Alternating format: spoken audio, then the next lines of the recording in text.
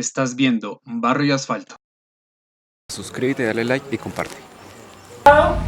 Quiero agradecer a Suzuki. Suzuki ha hecho un esfuerzo muy importante por traer a Bret, por meterse en esta aventura. Es una aventura al menos para mí. Contar con todos. Tenemos presencia de muchos clubes, tenemos presencia de mototouring, tenemos presencia de BTL, tenemos presencia de grupos de BMW, tenemos presencia de muchos otros grupos, tenemos una presencia también especial de personas que nos visitan de fuera de Colombia, riders que están recorriendo América y el mundo. Entonces yo quiero dar un aplauso primero para todos por venir, para Bret, que está cumpliendo años hoy.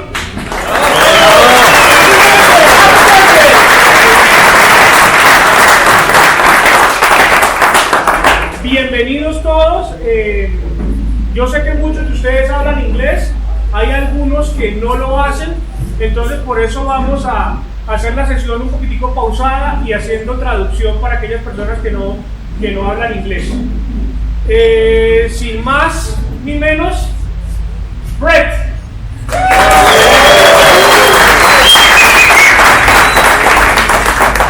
Okay, to start off, we have to do this right. As he mentioned, it's my birthday. You have the video?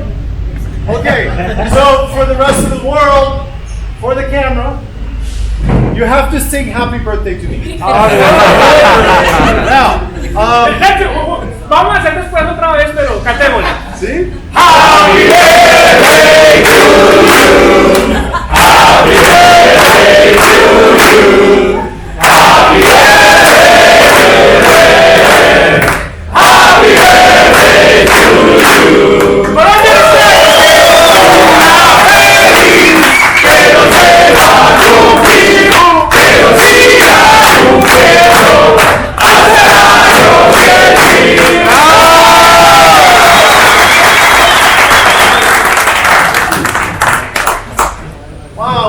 That's an awesome, couldn't have a better way to have a birthday.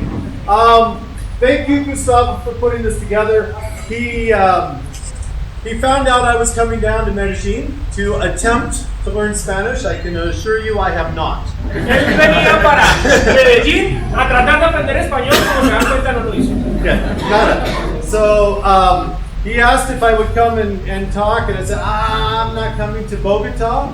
He says, well, what if I find you a motorcycle and we go for a ride? Okay. So here we are. He asked me to come down and just to chat and talk, and you're a much larger group than I was expecting, and this is very impressive, and it makes me very happy. Le dijimos, lo invitamos, venga a Bogotá, él dijo, no voy a ir a Bogotá. Y le dije, venga, yo le pongo una moto, y él dijo, sí. Estaba esperando un grupito pequeño, está muy feliz de ver un grupo tan grande acompañándolo hoy. So on top of that, I would like to mention, normally when I meet a group to visit, we share stories, I ask what you're interested in, and I answer questions. Also, we have very special guests with us today. We have several travelers with us that are in the group that are traveling from Canada and from Belgium. Yes, from Belgium as well. They've been on the road for a very long time. As adventure riders, this is what often we dream about, is doing these long trips. So they're riding with us today, and they're wonderful people to talk to, and resources if you're interested in doing travels and finding that as well. So not just me, but we have lots of people here to share information with. Ok, en estas sesiones normalmente Bret lo que hace es pues dar un poquitico de instrucción, pero sobre todo compartir historias y escuchar lo que ustedes quieran saber. Una sesión de preguntas y respuestas. También hace mención nuevamente Bret del grupo internacional que nos acompaña, gente de Bélgica, gente de Estados Unidos, que viene para mi chavo, mi esposa, la esposa de Bret también. Yo la amo y la verdad. Entonces, habla de los riders que están aquí internacionales y dice Bret que de esto es de que se trata la aventura. De salir, ese es el sueño, salir, rodar, conocer el mundo. Ellos van a unirse a la rodada con nosotros y nada, bienvenidos otra vez. Gracias.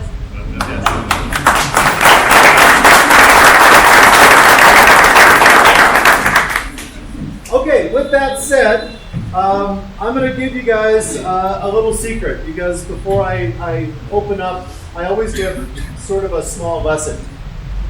Un pequeño secreto de la primera lección. Many of you are fans of the videos, yes? MOTOTREK? Yeah.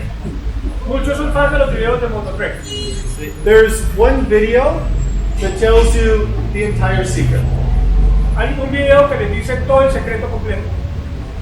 Does anybody know what that video is? Weightless rider? Weightless rider. So when we ride, that is the secret. Because as it turns out, people who like to ride these bikes are normally older. They're in wonderful condition. A lot of times we have bad joints because we're the ones that have time and we have the money. And we're smart enough to know to get help to ride, but too stupid to know we shouldn't. So, normalmente los riders son personas grandes, pero también estamos los que tienen lesiones en los codos por no saber montar en moto. Estamos nosotros los bien atendidos en la casa. Se me olvidó lo que terminé de decir. I forgot what you mentioned at last. See, but I said we're smart enough to know we need to learn things, Okay. but we're too stupid or to know we shouldn't ride. Okay. Tenemos que aprender cosas, pero somos muchas veces demasiado estúpidos para no saber por qué toca rodar. Aquí y sucesivamente vamos a hacer este tipo de eventos con Bret y con más personas, y la idea es tratar de que se les meta en el cassette a la gente, aunque yo sé que es difícil, que esto es para gozar la vida, esto es para vivir, esto es para conocer, esto es para vivir aventuras y no para ir y matarse en billete. Ese es todo el objetivo de la charla y por eso es que yo lo hago realmente. I don't remember saying that much. Que no recuerdo haber dicho todo esto. I was waiting to hear stupid. No? Oh, he said. Okay. So, one of the things that we do as riders is we have to be much smarter about the way that we ride these bikes. They're very big, they're very large. And so, when we ride them, we have to always think about how we neutralize or become weightless on the bike, both in motion, but also when the bike is not in motion. Estas motos son grandes, tenemos que aprender a cómo montarlas, entonces tenemos que aprender cómo ser weightless. La técnica de weightless es dejar que la moto se mueva como ella quiere y yo no influencio el peso de la moto. Yo dejo que la moto baile por mí, baile como tiene que ir, como que ir a donde la moto quiere ir y tratar de hacer la menor tensión y la menor esfuerzo sobre la moto. Entonces eso se llama the weightless technique. Tratar de no ponerle peso a la moto. So one of the things that we keep in mind is when you're messing with this good. Yeah. It's yours. It's okay if I drop it. Que como es mío, no importa y la otra. But often we think they're very heavy. What we have to realize is that the bike always has its own balance point. So when we find the balance, you'll notice when the handlebars they turn, it's actually, let's go. You'll see it's slightly off center. So we don't use our eyes, we always have to sense and feel where that balance is. Tenemos que encontrar el balance de la moto, encontrar y sentir dónde está el balance, porque una moto de estas tiene mucha ingeniería, tiene muy bien definido su centro de gravedad, entonces tiene un punto de balance. One of the ways that you can practice and find the balance of the bike to understand these don't weigh that much is what I end up doing with new riders is just the walk around, yes. And the goal is you have to find things that are very, very, very sturdy, very strong, so nothing breaks. Yeah? And then hold it. See? That way it doesn't fall. You don't have to worry about anything breaking. Okay? As long as you set the windshield, it's going to be okay. Yeah? So always the same. Also, when you do this, never look at the bike. It's always by feel. Because you need to feel the balance. When the handlebars turn, you see the balance? It changes. Because the patch on the tire, where the tires touch, when it turns, they move off center. So then the balance, it also changes. El centro de gravedad de la moto siempre va a estar con la llanta centrada, siempre va a estar en una línea longitudinal en la moto. Entonces, la idea es que para aprender a conocer el balance de la moto podemos darle la vuelta alrededor, sosteniéndola normalmente en un punto. Unas motos más que otras, pero estas motos todas son muy desarrolladas. Una vez el handlebar se mueve para un lado o para el otro, el balance de la moto se va a salir del eje. Entonces, la idea es que aprendamos a sentirlo, sin ni siquiera cuando la vamos alta, sin ni siquiera ver la moto, que la podamos sostener sintiendo el estatus de la moto. Esa es la intención de este ejercicio. If you ride and you find yourself holding on tight, nobody, right? No. Que si te montas en la moto y están así, pero que estás seguro que nadie lo hace. That's a problem. Sin problema. Yeah, don't do that. We always have to be very, very relaxed. Remember, we're smart as we get older, but we're not stronger and we're not healthier. A medida que crecemos somos más inteligentes, pero no somos más fuertes y nos empieza a crecer esto. Tenemos una pregunta ya. I have a question. Yes. Sometimes when we are right back at the top, the bike starts to go like crazy. When you are Yeah, to get loose. Yeah. what can we do to stop that? Bring less stuff. Él pregunta que cuando se monta hacia atrás de la moto se empieza a sentir suelta. Entonces, ¿qué podemos hacer para remediar eso? Bret dice, llevar menos cosas. So the real answer has to do with suspension. Suspensión. When you talk about suspension on the back, they have what's called preload. I don't know Yeah. anything in Spanish. La Okay, I don't know how to say it in precarga Spanish, but la I don't say anything in Spanish. Precarga. So when you talk about preload, people think that when you add preload or add in, that it makes the spring stiffer. And that's a lie. That's not what preload is La gente for. piensa que cuando se le pone más precarga, se pone más líquido el amortiguador y eso es falso. If I squish the spring, it's the same spring. I've only squished it. Si recojo el amortiguador, es el mismo amortiguador, solamente lo estoy apretando. So when we add preload, what we're doing is trying to solve part of your problem. Cuando damos precarga, estamos tratando de solucionar parte del problema. When you have and the same is true with passenger. So passenger, all the same. When you have your bike, it sits level and it works properly. When I put weight on the back, it does this. When we add preload, we're trying to bring it back up to level. And that helps, does not fix it. Also, the springs on the back are not for big people. They're for small people. Los amortiguadores son para personas pequeñas, no para grandes personas. Puedo ponerme bien. So when you have the small spring, the bike is less stable. If you put a bigger spring on it for your proper weight, the bike will be softer going down the roads, the potholes. Things will actually be smoother because the spring is the right spring. Cuando pones un amortiguador más grande, a medida que tenés más grande vas a sentir que la moto va más suave y que en los huecos va a ir más suave. ¿Por qué? Porque es el amortiguador para tu peso. Normalmente la moto el resorte. Sí, sí, el spring, ya, el resorte. El resorte va envolviendo el amortiguador. Sí, tiene toda la razón. Disculpe, el resorte. Va a ir mejor y van a sentir la moto más suave, de acuerdo al peso que tenemos nosotros. If this doesn't make sense, let me put it another way. If you have a very small motorcycle, a 150, you put a passenger on the back and you go up a mountain, the bike is all the time working very hard. It doesn't do a very good job. Me voy a poner un ejemplo. Cuando vamos en una moto 150 y tenemos un pasajero y empezamos a subir una montaña, una subida, pues la moto siempre va a ir haciendo mucho esfuerzo, va a ir muy duro. If you put a larger motorcycle and go up the same mountain, the engine works less and it's easier. Si vamos en una moto más grande, la misma montaña con el mismo peso, la moto va a ir más relajada, más potente. And you'll sometimes find that the larger motorcycle actually takes less fuel than the small motorcycle. Normalmente se ha encontrado que a más grande la moto consume menos combustible que la moto pequeña. Pasa lo mismo en los carros. It's not working. It's easy. So that's my one word for the day. Okay.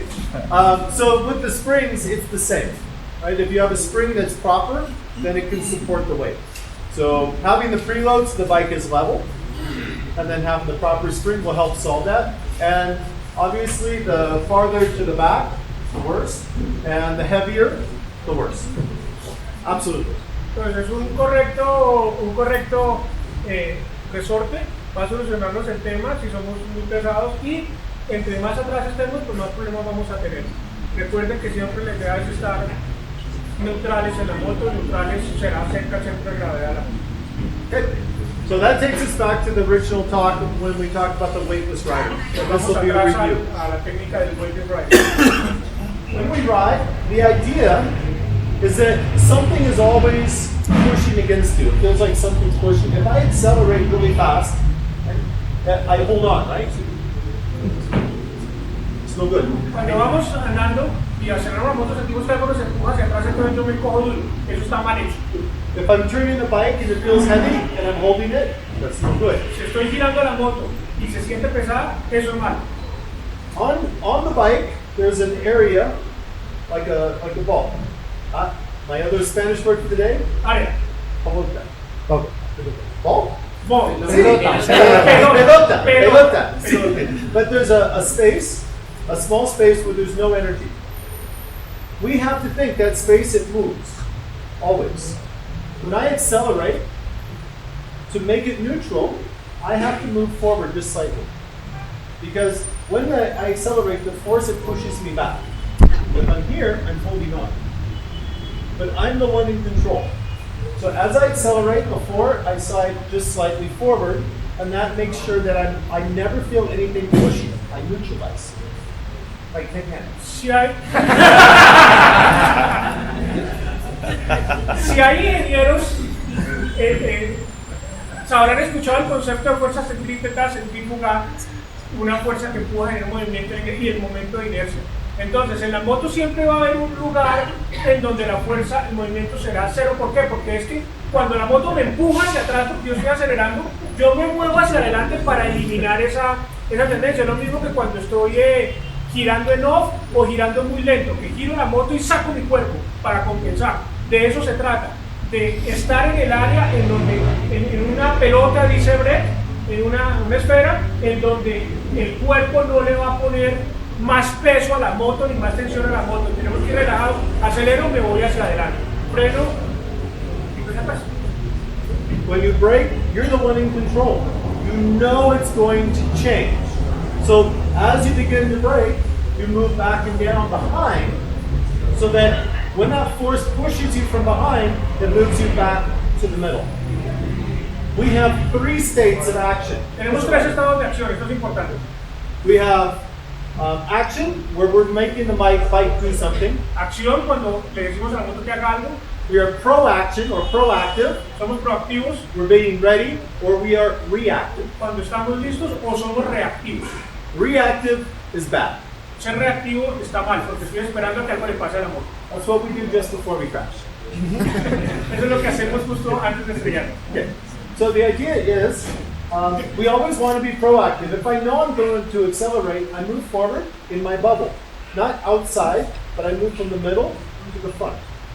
So as I accelerate, the force of the bike moves me back to the middle.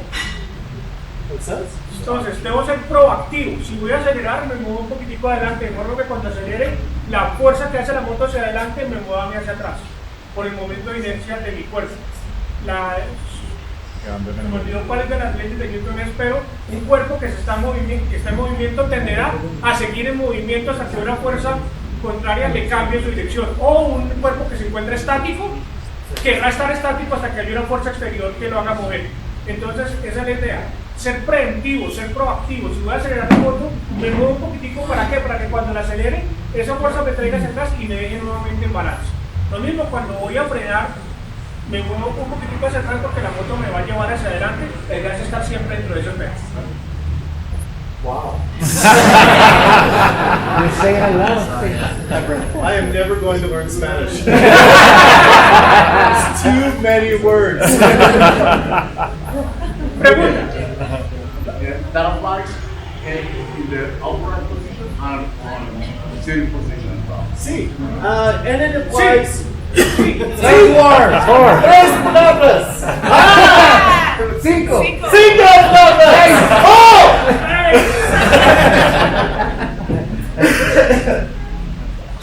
It's true on adventure bikes, it's true on race bikes, or sport bikes. Es cierto en las motos de aventura y en las motos de carrera. How many of you ride sports bikes or fast motorcycles? ¿Cuántos han manejado una moto sport rápida, una superbike? What you may not know about me, Lo que no puedes saber, lo que seguramente no saben acerca de Bret, adventure riding is my passion, my hobby, not my job. motos de aventura es su pasión, su hobby, no su trabajo. My job is to train street riders and off-road riders. Su trabajo es entrenar riders de calle y de off-road. I train regular street riders, instructors who teach street riders, military, and police. Yo entreno policía, ejército, a otros instructores que traen otra gente y pues gente del común. So, to your question, okay? When we're riding on a racetrack, very fast, the same principle applies. And you'll notice that when we're on those, and the rider is here, and this is not very stable, but the rider, he comes down to the inside, yes? So they come down here in the corner. But on the adventure bike, a lot of times we're up here. Why? Does anybody know why? Why the difference? The speed forces that applies to the bike is different when you go fast because you have more acceleration in different directions. Exactly. Yeah. So what happens when the bike is going very fast, it wants to go out. It wants to stand the bike up. So the bike, it leans inside. And for me to keep the bike inside neutral with a weightless position is closer to the ground. So I go down inside. When I'm on an adventure bike or in the dirt, I'm going very slow. So it's not the forces trying to push the bike out, it's the gravity trying to pull the bike down. So I go to the high side for balance. So this principle of weightless rider is always true. El principio del novice rider es siempre vigente. No importa si es una superbike, si es una moto de aventura, si vamos rápido o vamos despacio. Cuando viene una superbike, la fuerza centrífuga al tomar la curva hace que la moto se quiera salir. Entonces por eso el rider de superbike se sale de la moto y tiene que llevar la moto acá para estar en esa posición que está anulando la fuerza de salida. En una moto de aventura, si voy muy rápido, ok, giro un poquitico, pero si voy en off y voy muy despacio, no es la fuerza centrífuga ni la centrífuga la que está actuando, es la gravedad. Como voy despacio, la moto se quiere caer. Entonces lo que tengo que hacer es compensar. You're going to learn some Spanish right now. Siempre. See, I heard another, always. Okay. So when we're out today on the road, Cuando estamos afuera hoy en el camino, Gustavo has put together a very nice ride that's only on the pavement. this solamente hoy. This is good for all of us, street riders or for dirt riders, because it gives us an opportunity to practice and to play with that natural neutral balance. What you'll find is that even on corners, and I hear today we have many corners, especially downhill, these are good. Because what you can do is you can remove your hands from the bars, both hands, not up here. But what you want to do is you start slowly, and you go from holding it to only the palm, to only the fingers, touching the handlebar, and maybe only one. And when you're very good, no hands for practice. And what you'll find is that as you let off the bar, if your body is in the perfect balanced position, the bike will turn and track with you. And if it goes too far, you move up and out of the balance, the bike will come back up. What it allows you to do is to practice perfecting the weightless position on the bike, or the weightless rider, so that you don't use handlebars for control. Cuando estamos en el camino de enseñanza, ustedes pueden lentamente ir aprendiendo a soltar el handlebar, pasar de esta posición a tenerlo solamente con las palmas, a eventualmente llevarlo solamente con un dedo y después soltarlo. Y ver cómo con nuestro cuerpo controlamos el movimiento de la moto. Si nos salimos mucho y la moto se sale mucho saliendo de la curva, entonces nos levantamos para que la moto se levante. Eso es gracias a la iglesia. Yeah. Unless you have cruise control, right? Automatic. Y a no ser que tengamos cruise control, sí, cruise control. For us, the easiest place to do this is downhill, neutral, so no motor, and we can use the rear brake if it goes too fast. Para nosotros la mejor forma de hacerlo si no tenemos cruise control es bajando en neutro y con el pie puesto sobre el freno trasero pues se va muy rápido. When you're very good, you can put your hands out farther.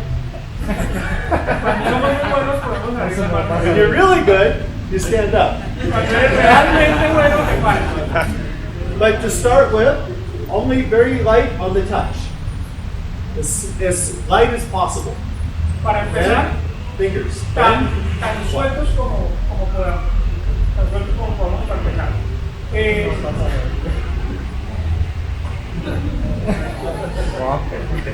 And then nothing. So today, that's one thing to practice on. Esa es una cosa para practicar hoy. I'll give you one more lesson for today, specifically. It has to do with our vision. When we look at things, and we look at just one thing very detailed, right? So if we all look at novice, Yes. keeping track, right? So I don't know as feo as I look, so I don't know what you look. Okay, so if you look here in my face, and you look very intently just at the details of my face, how many degrees do you have of focus around it? 0. It's very, very small. So when we measure in degrees, it's about 3 to 5 degrees. It's very narrow. So we have what's called, in English, we call it, this is foveal vision, and parafoveal is just to the outside. It's about 10 degrees here. As normal riders, we're comfortable about to here, maybe 30 degrees. It's not enough as a rider. We have to be able to open the vision up all the way to the sides, so we track out on both sides. But if you all take your hands, and you get to do this, so you sit here with your friends, right? Okay. All right, put your fingers out, but take your fingers, put them in front of you. Hagan ejercicio, ¿y en qué momento los ven? Eso es un ejercicio de visión periférica. Entonces aquí, por ejemplo, yo los estoy viendo, acá y acá. You have to see both fingers. You can't do this. Okay, no, just all the way out, and you have to see both. See them both, see them both, see them both, see them both, until you can't see them move anymore. Yo, por ejemplo, puedo verlos acá porque hay un enfermo. What happens to the vision in front of you when you're concentrating here? Pirópenos. So, ese es un punto importantísimo, el de la vista. Una charla que hemos tenido con Bret antes en redes sociales, concientizando a la gente.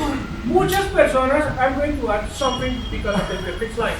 Muchas personas que se caen en una moto, sobre todo los novatos, es porque van en la moto en la curva y mierda, ven el muro allá y contra el muro se dan que pena la grosería. Nuestra mirada siempre tiene que estar abierta, no fija en un punto. El cerebro es mágico, a donde yo pongo la mirada, la moto va. Entonces tratemos de tener nuestra visión abierta para identificar el camino, para identificar lo que hay y para entender todo nuestro entorno. Si yo te miro aquí, qué pena, estás aquí al frente, solo a los ojos, aquí llega alguien y me pega un calvazo porque yo no estoy atento a mi entorno. Yo tengo que estar abierto a mi entorno, no solamente con la mirada fija en un solo punto. Esto es muy importante.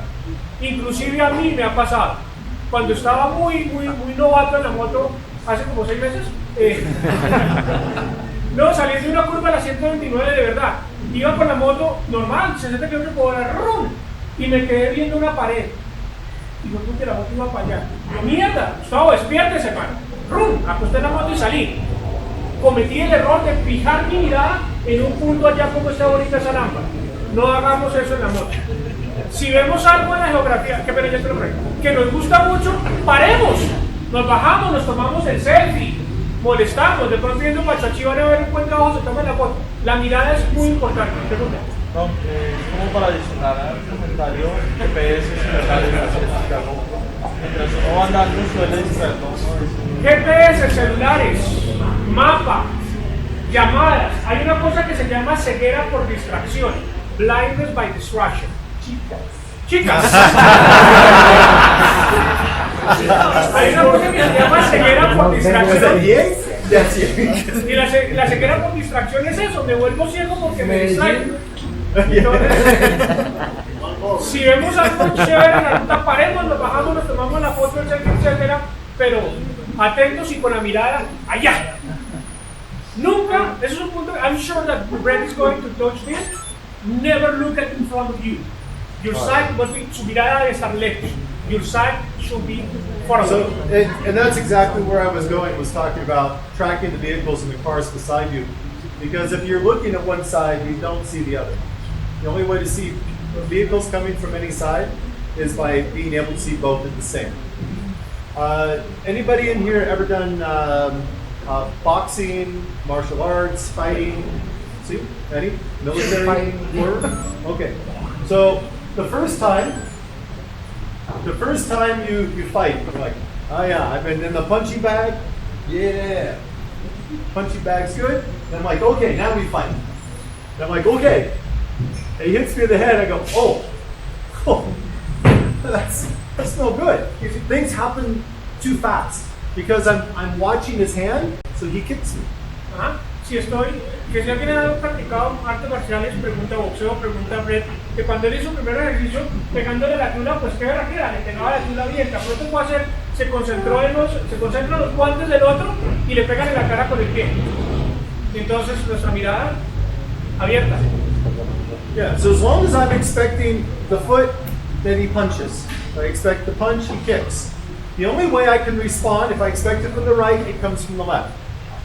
The only way I can do that is to be completely relaxed, weightless, open to all of it, and to see all of it. Because then I can react to what occurs. Traffic is the same. If I'm here and I expect the car here to come in, this one comes in. So my vision always has to be very broad and very wide. Now, here's the secret. It's uncomfortable for us to do this because in the front, we lose focus. It's not clear. So we don't like this.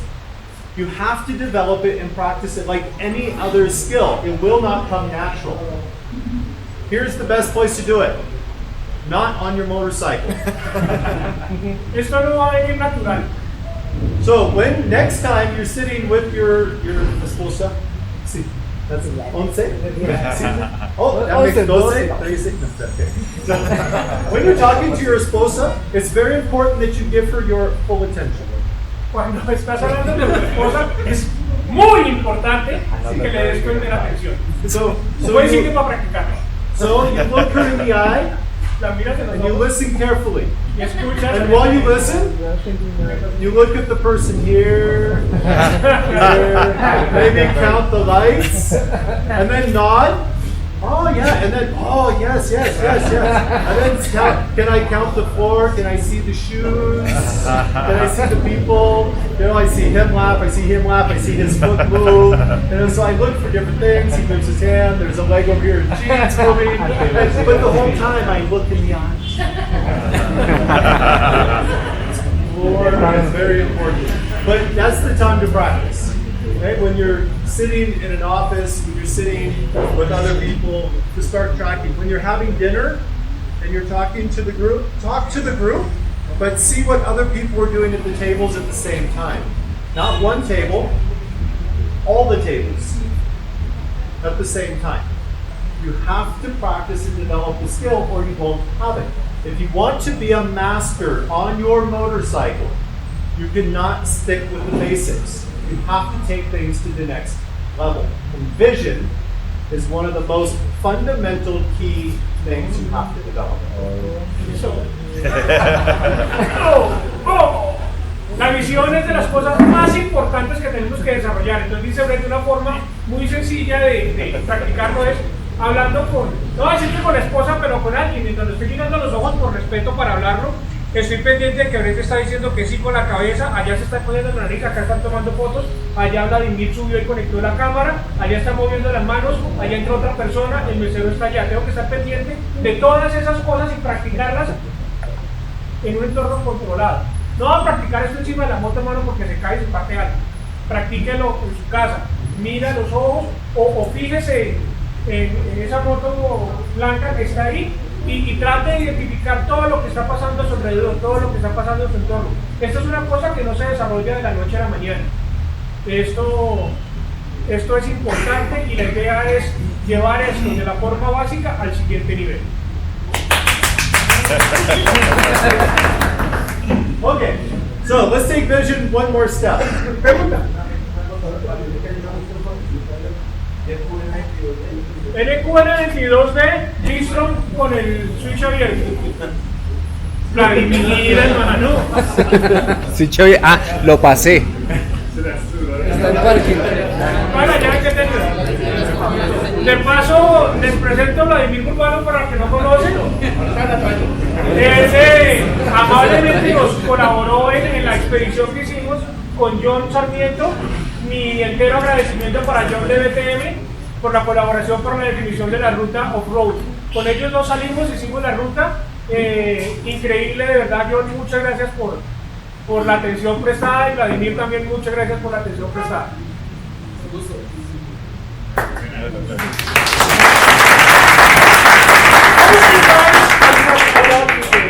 Route definition and for tomorrow's off-road. Okay, so here's another advantage of opening your vision up. It turns out our sense, how fast we think we're going, is a lot of times based on vision. He's already mentioned to you, don't look at the ground. And part of the reason is things happen too fast, but also you feel like you're going a lot faster. When you think you're going fast, you get tense. This is bad. We like to fall off of the road. We think of the cars as a problem, but when we go out, many of the riders, they run off the side of the road. And vision is one of the #1 reasons that happens. Because the rider gets very nervous, they think they're going too fast, they tense up, that means the bike can no longer track the corner and it runs off the corner. I got a question, probably not completely related. What do you think? I think I haven't seen videos from you mentioning counter steering. No, because everything's been focused on off-road and adventure. But I'll come back to that. Because that's one of the things I want to change for the videos. El pregunta que no ha visto ningún video acerca de counter steering. Ustedes saben que cuando va a correr curva mueve el timón para allá y la moto se inclina para acá. Entonces, Bret está orientado en off-road, en motos de aventura. Y en motos de aventura y en off-road el counter steering pues no aplica mucho, pero promete que va a mencionar el tema en videos próximos. There's a misunderstanding about counter steering, since you brought this up. Many riders think when they go in the corner, they have to push. No. Counter steering only goes from straight to turn. Then it's done. If the weightless rider is correct, if you are in the proper place, no pressure. Counter steering is only used to initiate a turn, to get the bike to move very quickly. If we don't use counter steering and only our body, it's very slow. Counter steering is very quick, but it's only to initiate turns. So if you're in the corner and you're pushing, there's a problem. Counter steering es solamente usado para iniciar la inclinación de la moto cuando cuando necesitamos una reacción rápida. Si estamos haciendo la técnica del Wedge Rider, solamente con el peso de nuestro cuerpo la moto se va a inclinar. Entonces, lo que les decía acerca del counter steering, cuando yo tengo la moto aquí, voy andando en la moto. Si yo volteo para acá el timón, ¿para qué lado se me viene la moto? Para acá, eso es el counter steering. Entonces, solamente para iniciar la curva, solamente para lograr la inclinación de la moto, empezando la curva. Lo muevo para acá, la moto se viene para allá. Entonces, solamente voy a tomar la curva, hago un poquito la moto, y otra vez ya se me viene la moto para acá y ya tengo el resto de direcciones solucionadas. Solamente para empezar la curva.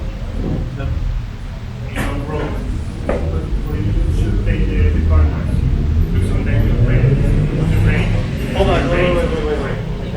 En destapado, ¿cómo tenemos que usar Sí, because when you right, the rear brake, you try to move to the other side, like the corner, and try to grip something It You depends. understood it's secure or not. It depends. That's a very complex question because it's very specific. In the dirt, he's asking about steering the bike and using the rear brake for steering as well. Yes? Yes, at some speeds, on some surfaces, on some bikes, with some tires, yes. O sea, Other bikes, no. Luis me está preguntando,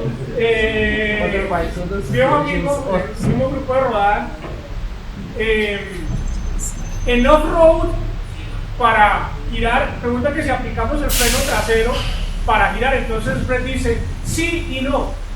Eso depende del tipo de terreno, depende del tipo de moto, depende del tipo de llantas, entonces, y la velocidad que llevo, del clima que esté haciendo, de lo que voy pensando, entonces sí y no.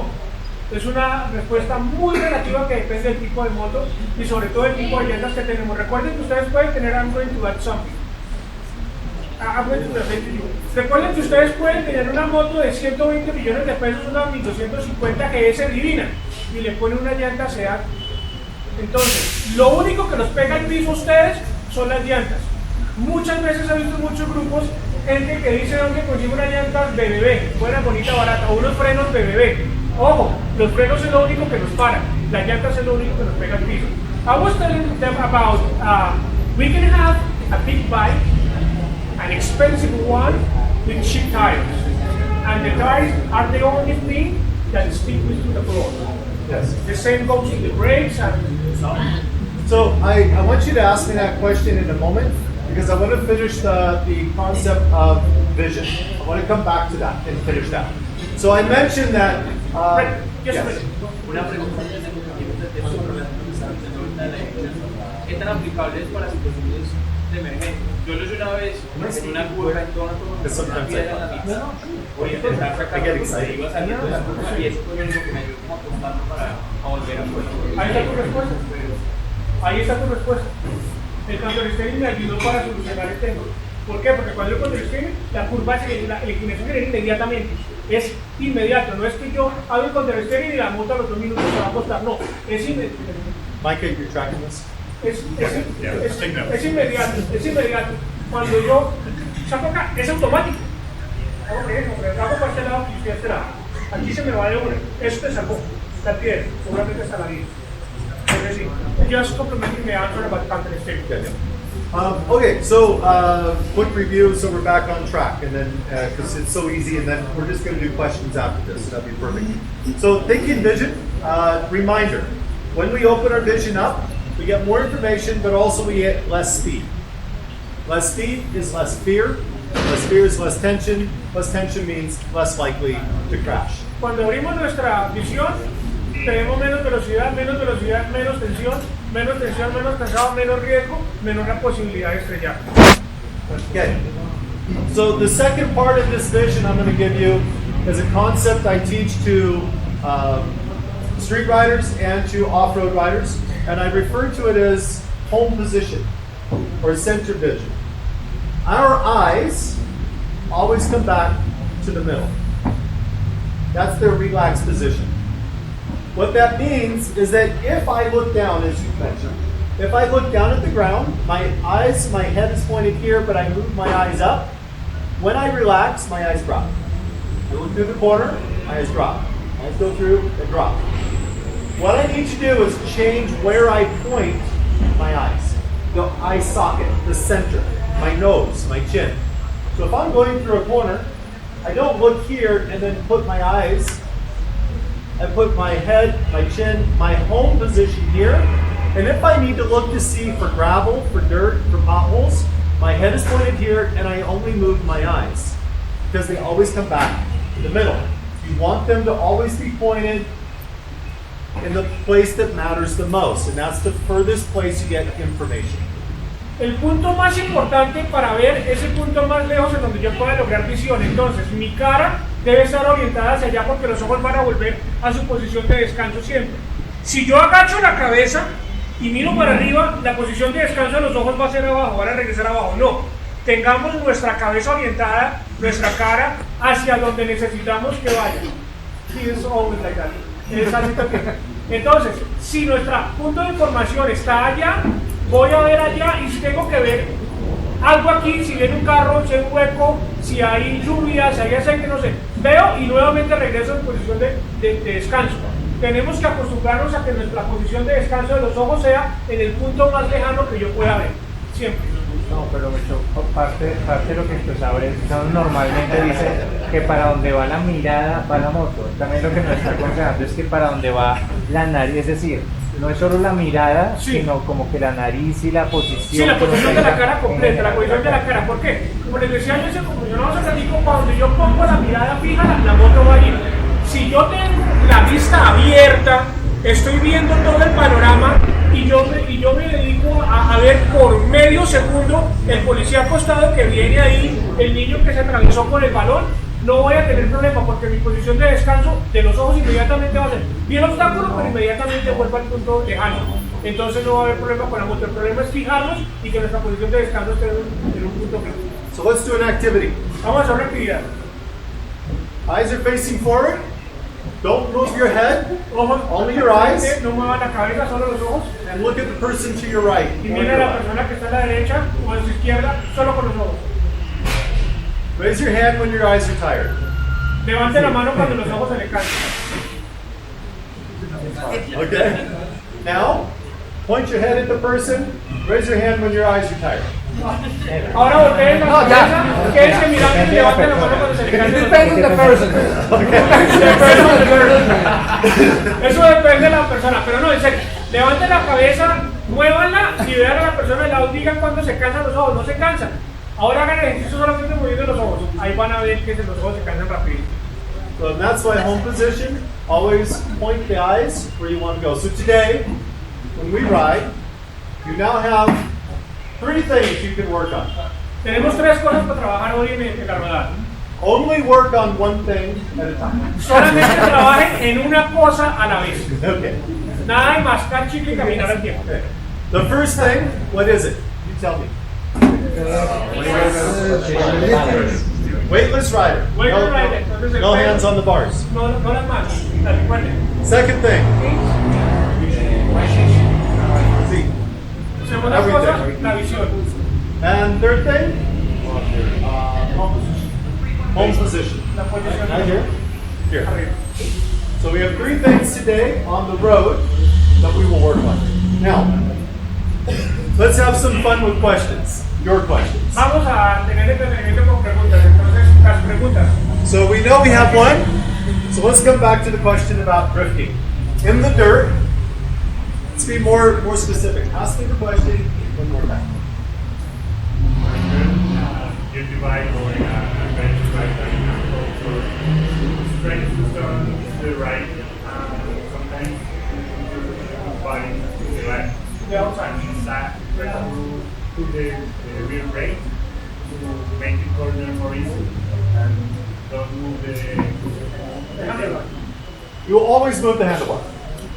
Handlebars always move. Of course. No, they use the rear brake. You can use the rear brake, right or left, either. But you're talking different techniques. So with the rear brake, to get the bike to turn, it has to lean. So it can't be straight up and down. You have to get the lean to be lean. I'm sorry. I just need to ask a question about the lunch. Yes. Okay. Food. Important. De las personas que no han pagado el almuerzo, ¿cuántos van a ir a almorzar hoy? ¿Qué tengo que avisar? De los que no han pagado. 1, 2. Pero hay algo diferente hacia algo. Sí, a ver, les explico. La carta con la que mandamos en el grupo hay ajiaco, hay pechuga, pero esas cosas se demoran un poco más. Ahora, la idea es que avisáramos al restaurante cuántas personas vamos a ver porque van a hacer una logística, acomodarnos una mesa y eso. Entonces vamos a numerarnos rápidamente. 1, 4, 5, 6, 7, 8, 9, 10, 11, 12, 13, 14, 15, 16, 17, 18, 19, 20, 21, 22, 23, 24, 25, ahí les conté. 25, 27, 27, 28, 29 personas. That's it. Yeah. Food is important. Okay, so if you want the bike to slide with rear brake, first no ABS. Okay. But the bike has to lean towards the corner. So just like on the street, it has to lean in. The more it leans, the easier it is to slide. So that's why I stay on the bike and I push underneath me, is to create more lean so the tire has a place to slide. Because the front tire is in line with the back, and if I just lock the brake, it only goes straight. The more I lean, the more it wants to walk to the outside. So I have to get the lean to get the bike to slide out. Once the bike starts to move, something you don't have here, snow. Once the bike starts to move and slide, I stop steering the direction I go, and now the wheel points where I want to end up. So as the bike slides, I actually steer into the slide itself. If I don't, the bike goes out from underneath. Does that make sense? Does that answer your question? Perfect. Questions? So, when trying to do wheelies, for example, a obstacle in the road, I've seen the videos now, but I am afraid that because of the bike is very heavy and the motion for the clutch, it's going to harm the bike in the long run. Okay, so his question is, and are we talking potholes or other things? Other things like obstacles. Like bodies? Yeah, bodies. Like locks. Okay. So his question was, when we're going down the road, he says, if there are things in the road, obstacles, and we accelerate over, how do I do that so I don't damage my motorcycle? Basically. Okay, perfect. Okay. So the concern is that over time this will cause damage. Tire pressure is important. Yeah. Technique is important. So we go back to the body position. Okay, so one of the things we have to do is we don't pull the bike. These are too big. Right, so you're not trying to lift the bike, but when we move to the back, then that makes less weight on the front, but it also has to do with timing. So the goal is, our objective, what we want to happen, is for that front tire to be as light as possible when it goes across. That means there's a couple of things we can do to make the front end light. What are they? Compressing. Okay, so one he says, like a motocross rider, you compress it, right? And then it comes back. For some, maybe that works, and you can often, the brake will cause some compression, and then the spring brings it back up. So yes, but it has to be timed. What else? If I move back, and realize if I come back slowly, how much does it move? Or if I go back quickly. Están hablando de qué podemos hacer para quitarle peso a la parte de adelante. Entonces, podemos, algunas personas se lo que frenan para que el resorte se comprima el amortiguador y vuelva. O puedo mover el cuerpo lentamente y no se me va a mover mucho. O lo puedo mover rápido, con fuerza, en movimiento y entonces la llanta adelante. En este caso se levanta por And you can see it's timing. So if I do it too early, now the bike is level, right? So as I get closer, I wait, then I move back. Okay? That way that weight shifts. What else? Yeah, power, right? So power, either only gas or gas and clutch. Gas and clutch is very slow. But on the street or on the trails, you're not going to go that slow. So lower gear, but not all the way to the bottom, because then it only spins the tire. Right? You need to be able to have grip, and if you have street tires, most of you do, then a little higher in the gear could be a benefit. But as you go back, at the same time. Because also, when I go back, what happens to my traction as I come back? More or less? More. Exactly. So if I want to add throttle and not spin, I want that throttle to happen at the same time. So, and when I accelerate, it raises the front. To do that, that'll help lessen that impact. But before we do all of this, we have to slow down. Okay. Because when we go fast and we add throttle, we only go faster. But if we want to have torque and we want the bike to come up, we need to go slow. So we slow, back and throttle. And that'll help lighten the front. When that happens, it only touches the other side. And at that point, good tires, proper tire pressure, it'll never damage your bike. Yeah, so you're good. Actually, question. Yes. Yeah, we're riding our bikes quite heavily loaded through very different terrains every day. Yes, you're not smart. You know Colombia is dangerous. So far, so good. I was wondering how important it is to adjust your tire pressures if you go from pavement to quite heavy off-road and back, because we are quite lazy adjusting tire pressures. ¿Qué tan importante es ajustar la presión de las llantas cuando cambia de terreno? La respuesta es bien interesante. Okay, in this room, we embrace lazy. We do not call it lazy, we call it energy efficient. En este salón nos gusta la pereza, pero no la llamamos pereza, sino energía eficiente. Remember the audience? So finally it's... See, this is no good. Generally speaking, a very heavy load, you need some more pressure, tire pressure, because when the tire squishes, then it can hit the rim. If you have too much pressure, it doesn't flex. And then you end up with less stability. But for me, I almost never change my pressure. And you won't hear many people say that. They go up and down, up and down, up and down. But the problem, we're on adventure bikes, very big bikes. We are not on dirt bikes. If I'm on a dirt bike, for only the dirt, I can drop my pressure down very low, 8, 10, at the most 15 PSI. On the street, or on these bikes, that's too low. You'll damage the rims, you'll break or cut a tire, or break a tube, so you have to have more pressure. These bikes don't belong where we take them. Pero no, Bret no es amigo de cambiar la presión a las llantas para un terreno para el otro. Eso es algo que pues, él lo ha publicado en sus videos y normalmente siempre lo dice. En motos de aventura, bajar la presión de las llantas, a medida que yo tengo más carga en la moto necesito más presión. ¿Qué hace la presión de la llanta? La presión de la llanta hace que la llanta tenga cierta flexibilidad cuando tengo un problema, un hueco, un bache, y hace que no se me dañe el rin. ¿Qué pasa si yo le bajo demasiado la presión a la llanta en una moto de aventura porque estoy en destapado y salgo a la carretera, perdí el año?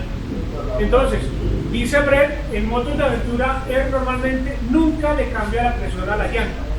What is your ideal pressure for that? It changes. Normalmente las motos acá tienen una calcomanía. Yeah. So, but here's the problem. Estudio y estudio y estudio de la fábrica. But here's the problem.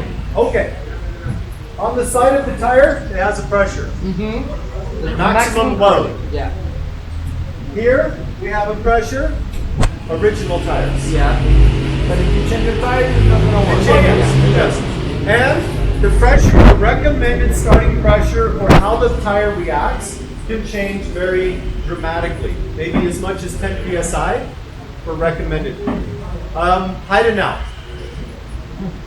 They respond very well to low pressure.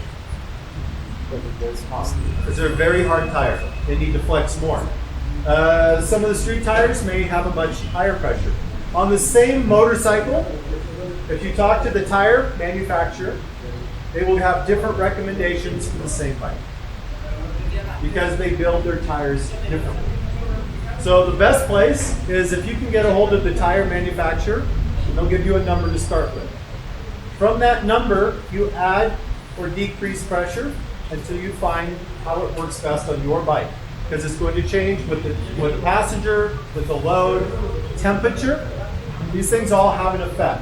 But when I'm riding on a regular day, you won't see me go from pavement to dirt and then from dirt to the pavement and adding. I'll check it and I make sure it's in a certain range, but I don't change it for one ride very often. On the racetrack, that's different. Él pregunta acerca de la presión recomendada para las llantas. Entonces, la respuesta de Bret depende mucho de la recomendación del tipo de llanta. Normalmente las motos pues traen una calca que dice la presión recomendada por el fabricante. Entonces, muchos fabricantes para la misma llanta, para la misma moto, recomiendan cosas diferentes. De acuerdo a la carga que yo lleve, de acuerdo al terreno que yo lleve, de acuerdo inclusive a lo que yo pese. Entonces, el mejor punto de entrada es investigar con el fabricante de la llanta cuál es la presión recomendada para mi motocicleta, de acuerdo a mis preferencias de si voy con pasajero o no voy con pasajero, si tengo cases o no, y alrededor de ese número subir un poquitico la presión, bajar un poquitico la presión y probar hasta que encuentre el punto óptimo para mis condiciones de manejo. I had a question over here. Well, I would like to know more of the position of the handlebars, all the commands, maybe the ergonomics that you prefer on a longer ¿Quieres Again, conocer acerca de la posición del handlebar para rodar de la puerta del aliento? when I'm off road, obviously standing is important. When I'm sitting, if I'm stretched out, it can be very uncomfortable. On adventure bikes, if it's perfect, it's wrong. Because adventure bikes have to do so many different things. So we always try to find the middle, right? These bikes are not perfect in anything, and neither should our setup. When we set up the handlebars, the goal is that if I'm on the bike and I move forward on it, the handlebars should not be behind my shoulder when I'm in a forward position. Underneath or in front, it's good. When I'm down here, what I'm looking at is where the bar connects to the bike here. If I rotate too far forward, sometimes I can change my leverage position from behind my steering triple to in front. It makes the bike feel unstable. Normally, what I do is on a handlebar is I take this inside bend here and this outside point here. I loosen the bars up, I stand, and I bring them to level. The handlebars here shouldn't be out, shouldn't be down, should be relatively flat.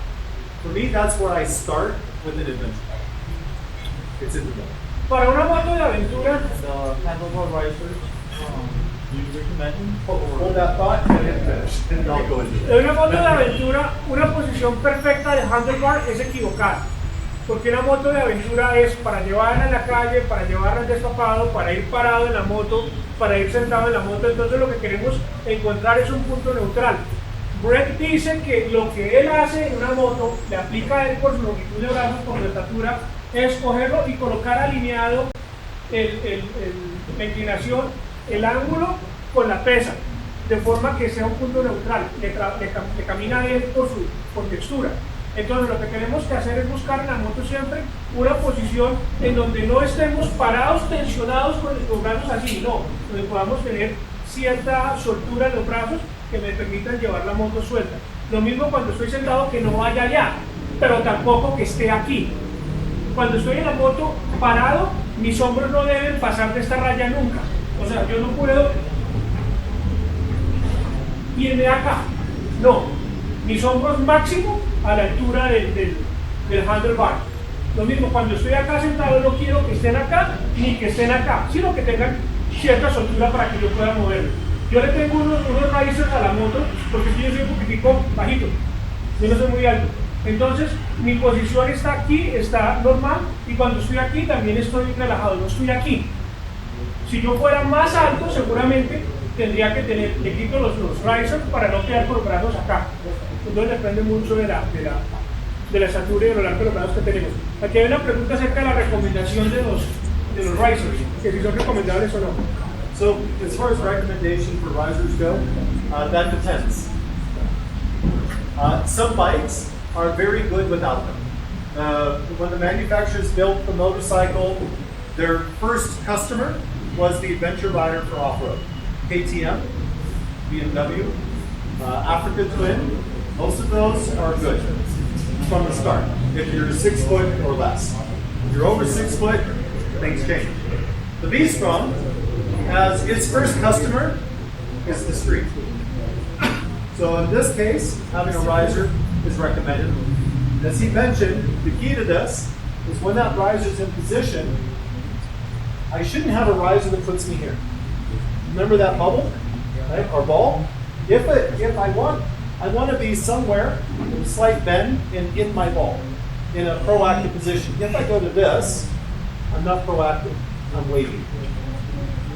I'm waiting to react. Si estoy parado en la moto así, no estoy siendo proactivo, estoy esperando a reaccionar. Entonces debemos tener, hablar, por ejemplo, las motos, cuando las diseñan con una persona en la mente.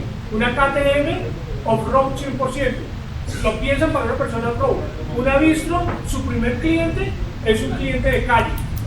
Entonces, en una KTM de pronto no será recomendable poner un rider porque es una moto diseñada para un concepto. En una Bistro de pronto es recomendable, de acuerdo a las alturas que yo tenga, mientras garanticemos que no voy a quedar acá, voy a quedar relajado, suelta la moto. So if I'm here, I add throttle, it moves me, remember in my bubble, I want to be at the front. So when I accelerate, it puts me in the middle. If I'm here, I'm in the bubble. And when I add the throttle, pushes me up. Makes sense?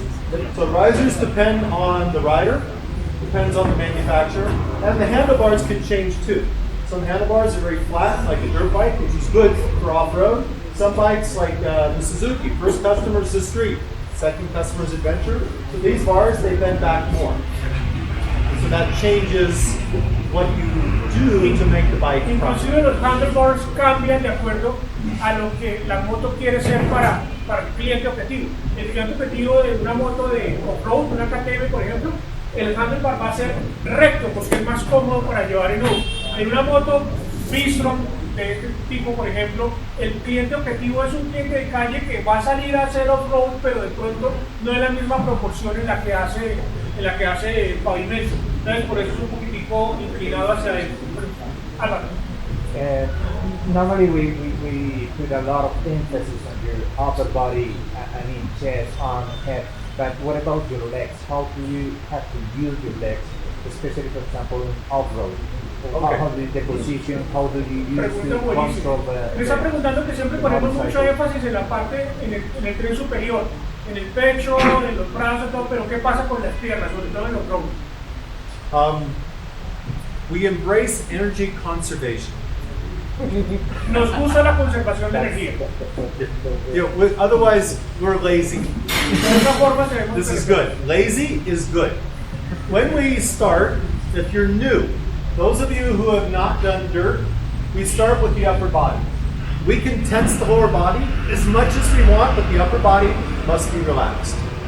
But that's only for the very new rider. Por el nuevo rider que está saliendo por primera vez abajo, normalmente se tensionan las piernas contra la moto y el resto del cuerpo va suelto, solamente cuando somos muy nuevos, muy novatos. When we become experienced, then the lower body needs to be relaxed as well. And this again goes back to setup. These bikes have a ridge on the tanque. So they have a ridge here. What I do is I use it so it holds, so I'm not using my legs, because many new riders, what they do is they ride like they're going poop. So they go like this. It's behind, and now they're holding on, and the legs, they work too much. Right? This is bad. So when we do this, we squat like we pray. And we go down to the knees. You don't poop. Right? Pray, don't pray. Entonces no es como si estuviéramos sentándonos en una silla. El trono. Sino como si fuéramos a rezar. Es lo que está diciendo, las piernas adelante. No sentado acá atrás. Eso genera tensión en estos músculos y si aquí hay algún médico, algún fisioterapeuta sabrán que los músculos que salen aquí de la pierna terminan por acá en la espalda. Entonces, cuando yo llevo la moto aquí, sentado aquí, al día siguiente, hay la espalda. Y genera retracción hacia abajo y es un problema gravísimo. Entonces, posición pesante. So I'm always trying to wedge into the bike so that I have something to lean up against. So when I ride forward, I wedge against the tank. That gives me a place to relax. When I go to the outside, what I do is I take my knee and I rotate my hip. That way I can drive my knee in. Also, not only do our eyes have a home position, but so do our shoulders and our hips. By rotating here, I get a natural rotation. Everything's relaxed, and I wedge out here into the tank. Que vamos a traducir las motos. Estas motos que están tan desarrolladas normalmente siempre tienen una posición de descanso para los pies. Entonces tenemos aquí el tanque para cuando voy para las piernas me van a descansar sobre el tanque. Lo mismo si tiro mi cuerpo, es una posición ideal que se ve cuando quiero ver para allá por la edad, ya tengo control de la moto y mi pierna va descansada también sobre, pues, sobre esa parte de la moto. Pregunta.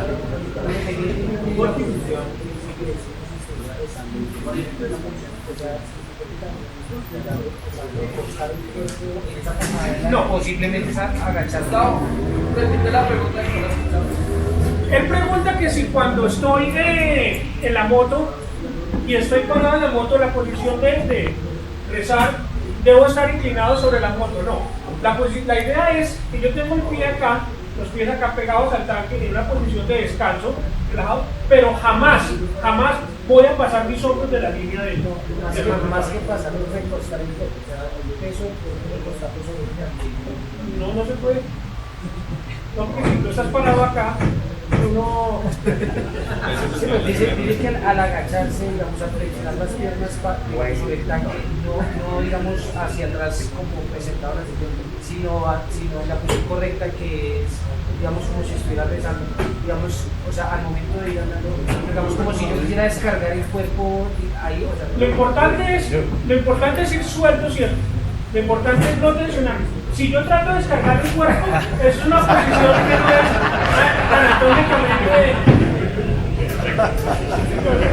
anatómicamente no es recomendable, porque es que vas a generar tensión en tu columna, en tu espalda, en todo. Si estoy aquí, relaja, y seguramente vas a tensionar los brazos también, toda esa tensión se te transmite a los brazos. Entonces si tú estás con los pies acá pero relajado en la moto, tú la giras, tú la puedes girar para allá, ver para allá, sin problema. Si vas tensionado acá, gírate para allá, no vas a poder hacerlo. Entonces, soy acá aquí, mira para allá, estoy perfectamente girado hacia allá y voy suave, no aquí, sino suave. He's got a question, but I'm going to finish this one. So she had a question before. Oh, okay, so there and there. Okay. So I want to finish this one. The other part of this, when you talk about the legs, and this is very important, is to have the proper gear. Right? What we wear makes a big difference. Right now, what I'm wearing is pretty much a touring style pant. That's what I brought because this is very light. It's easy on the plane. But inside, you'll notice that I have nylon, just like most of you. This is a problem for adventure riding. It's perfect for the street, but not good for adventure. Up here so we can see. Up on the bike. Up on the bike. Okay, so when you look at him on the inside here, how's the balance? So, just relax. Yeah, very relaxed. Very relaxed. Okay. So on the inside here, you'll see he's got the leather, and the leather here. It's balanced. Weightless rider. Breathe. Okay. But in here, he's got the leather, and this has two good things for off-road. One, this doesn't wear through, because you'll be touching the tank and rubbing a lot. You don't wear through your gear. But more important than that, he has traction or friction, and this helps him stick to the bike. On the top of that, you can have the beads here that can help you if this is a sticky rubber. And many of the times, if you look at my bike on the videos, you'll see that I have a black pad there. That's a rubber pad. That rubber pad is there so if I wear my street pants, I still have some traction. But preferably, this is the best. Right here. You're on your own. That's it, the place. Estaban hablando de lo importante que es la vestidura. Wait, who's our question back here, you said? No, she's okay. More over here. Let me translate. Estaba Bret hablando de lo importante que es la ropa. La ropa para la calle no es la misma ropa que utilizamos en el road. Entonces, ¿tu nombre es? Jaime. Estaba mostrando a Jaime como ejemplo la ropa tan chévere que tiene para hacer off. ¿Por qué? Porque tiene cuero por dentro y hace que no se vaya a generar desgaste en la ropa, en el cuerpo, etc. El pantalón que trae Bret no es bueno para off, pero es bueno para street, porque es liviano, relajado, sirve. para salir. ¿Por qué? Porque es liviano y suave, pero de pronto no es la mejor opción para off-road. Entonces, dependiendo del tipo de camino que vamos a hacer, deberíamos tener un tipo de vestimenta adecuada. Es importante. There is a saying in Colombia that says, if you have enough money for the whiskey, you have enough money for the ice. So, la traducción es, si tenemos plata para el whisky, tenemos plata para el hielo. Entonces, compramos una moto tipo aventura muy chévere y no le ponemos llantas o no nos protegemos, no tenemos un buen casco. Aquí no tanto porque somos motociclistas de aventura casi todos y tenemos cierta concientización acerca del tema. Pero a mí me aterra cuando voy a Home Center y veo cascos de 80.000 pesos. Eso Gustavo, I heard that was different. Yeah. If you have enough money for the whiskey, you have enough money for the police. Did I get it wrong? Él dice que no había escuchado el corriente, que si tenemos suficiente plata para el whisky, tenemos suficiente plata para la policía. Entonces, tratemos de invertir también en nuestra protección, en nuestra vida. I really want to know some tips, some tricks to make some long travel in the motorcycle. So maybe first to change the seat to a comfort seat, or maybe use some pants, special pants with some special things. Yes. Stop crying like a baby. Okay, next!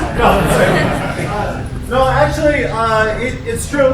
Comfort is important. La pregunta que está haciendo él es qué consejos hay para largo aliento, para rodadas largas, que si cambiamos la silla, ponemos gel, no le ponemos gel, entonces dice que dejen quejarse. So starting at the bottom, at your feet, as adventure riders or in the mud, we stand a lot on the bike because that's where the most stability is. Sitting means you have less control. So your feet will get very tired. Two things. One is the foot pegs are usually very small. Larger foot pegs are less fatigued.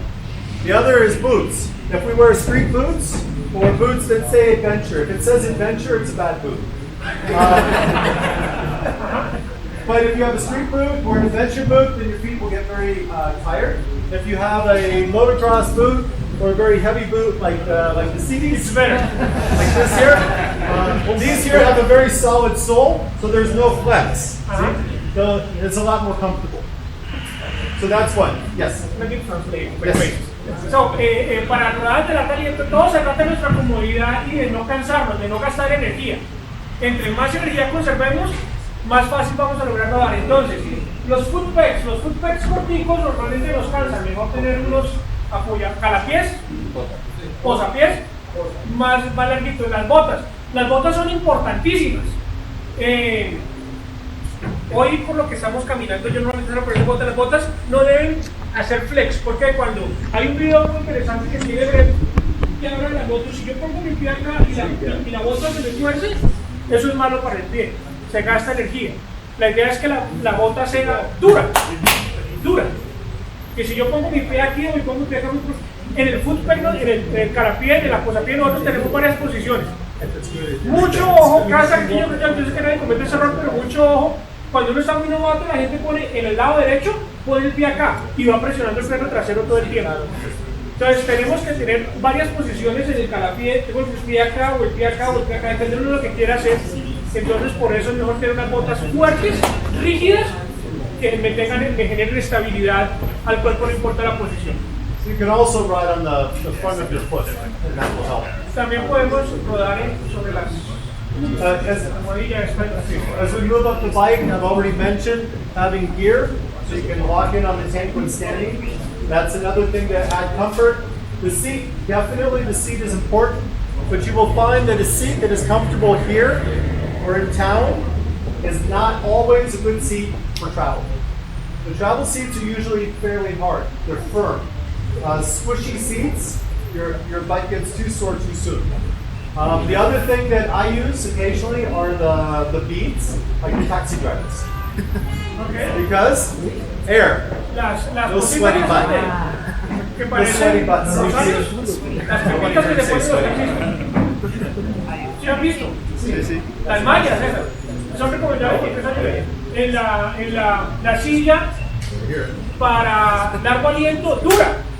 Se cansa uno menos que con una silla suave porque se mueve el cuerpo, se acomoda la espalda. Entonces, entre más duro mejor, un colchón ortopédico, más duro mejor, más rico verme uno. Sweaty butt? No, I'm waiting. You don't want a sweaty butt. It allows airflow. Ah, ok. No quieren que les sude todo el cuerpo, quieren que les pase viento. Que les pase viento, entonces por eso circule viento. Entonces, por eso la recomendación que hace de los maricaditas estas de los taxis, ¿cómo se llama ese cosa? La malla. Esas cosas. And the same for water, because now water can drink.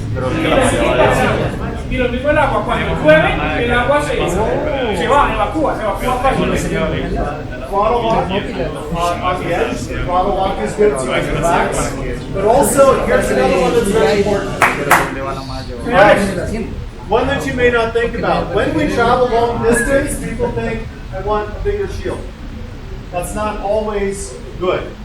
You want less noise and less movement. A lot of times big shields will cause movement like this. And it'll just bang your helmet, and that's no good. You want clean airflow. So the air should come up. So when you have the second piece like this, often they change pressures. And you get a clean flow over your helmet. And on top of that, wearing earplugs. You can hear more with earplugs, and you don't have as much fatigue. Because the earplugs take out the wind noise and the small noises of the motor that aren't important. But they let you hear things like cars and other things that are important. Que por ejemplo es muy importante el desplazamiento del viento que no nos pegue en la cara, entonces nos arranque, al menos en mi moto, en mi distro, arriba de 90 kilómetros sin esta cosa, el viento me pega durísimo en el casco, por mi estatura, por la forma del sector, etc. Entonces, cosas son importantes, detectar el viento, ponernos protección en los oídos, que nos van a quitar mucho ruido del motor, mucho ruido del viento, y nos va a permitir escuchar cosas que son importantes, como los carros que se atraviesan en la vía, los pitos, etc. Entonces son recomendaciones también de largo aliento. Next one, please. That's fine. You guys want it at the same time in your tutor. Some techniques for dragging the rear brake. How is that different dynamics-wise than just less throttle? So his question was, sometimes they say use the rear brake, and why would I use the brake and just not close the throttle? That's a very good question, and it has to do with load transfer. We go back to suspension. When I use the rear brake, the back of the bike squats, and the front of the bike stays high. When I roll off the throttle, the load transfers forward. In the sand, this is bad. Enough said? Okay, no. So no, in the sand, we want the front tire to stay on top of the sand. So if I'm going too fast, because if you only add throttle, then you end up going very fast when you crash. That's bad. So you can ride through sand fairly slow, but you have to go fast enough to stay on top. And if you start going too fast, you close the throttle, it goes forward, and you crash. And if I use the rear brake, it'll draw the back tire down into the sand and keep the front tire on the top. When I use the rear brake, it does not mean I need to stop giving power. I can keep some power on, and I can use the brake while I have power. And once the bike settles down, then I can trim my power, but I control the back first in sand. So how does the motorcycle know so to speak? Mike, Sure. La pregunta de Maika era ¿cuándo debo utilizar el freno de trasero o cuándo debo desacelerar? Entonces, cuando yo desacelero, la moto lo que va a hacer es irse de frente. Cuando yo freno con el freno de atrás, la moto va a fregarse de atrás, entonces la llanta va a permanecer arriba. Dependiendo del tipo de terreno, cuando estoy en la arena, yo quiero, por ejemplo, ahora en la arena, yo quiero que la llanta delantera esté sobre la superficie de la arena. Entonces, normalmente, mientras tengo poder, iré frenando para generar ese efecto y que la moto tenga su llanta suelta y no se me cierre en la arena. es la diferencia de cuando debo utilizar menos acelerador o freno de atrás. Si yo desacelero, la moto se me va, por la misma inercia que trae, se me va hacia adelante. Si yo freno, como le estoy aplicando una fuerza en la parte de atrás, la moto se me queda arriba. Entonces es importante conocer qué va a hacer la moto con las diferentes acciones que yo puedo aplicar para disminuir velocidad. I have a small add before second part. Yeah. This is true not only for the stand and rear brake, but you can also, on the racetrack, on the street, but also in the dirt, there are times you may use brakes while you still have the throttle. Hay ocasiones en todo tipo de terreno en donde yo puedo utilizar el freno de atrás mientras aún sostengo el freno. It keeps stability or tension in the drive chain, but also when we go flaha, here's a fun question. You get to ask this one.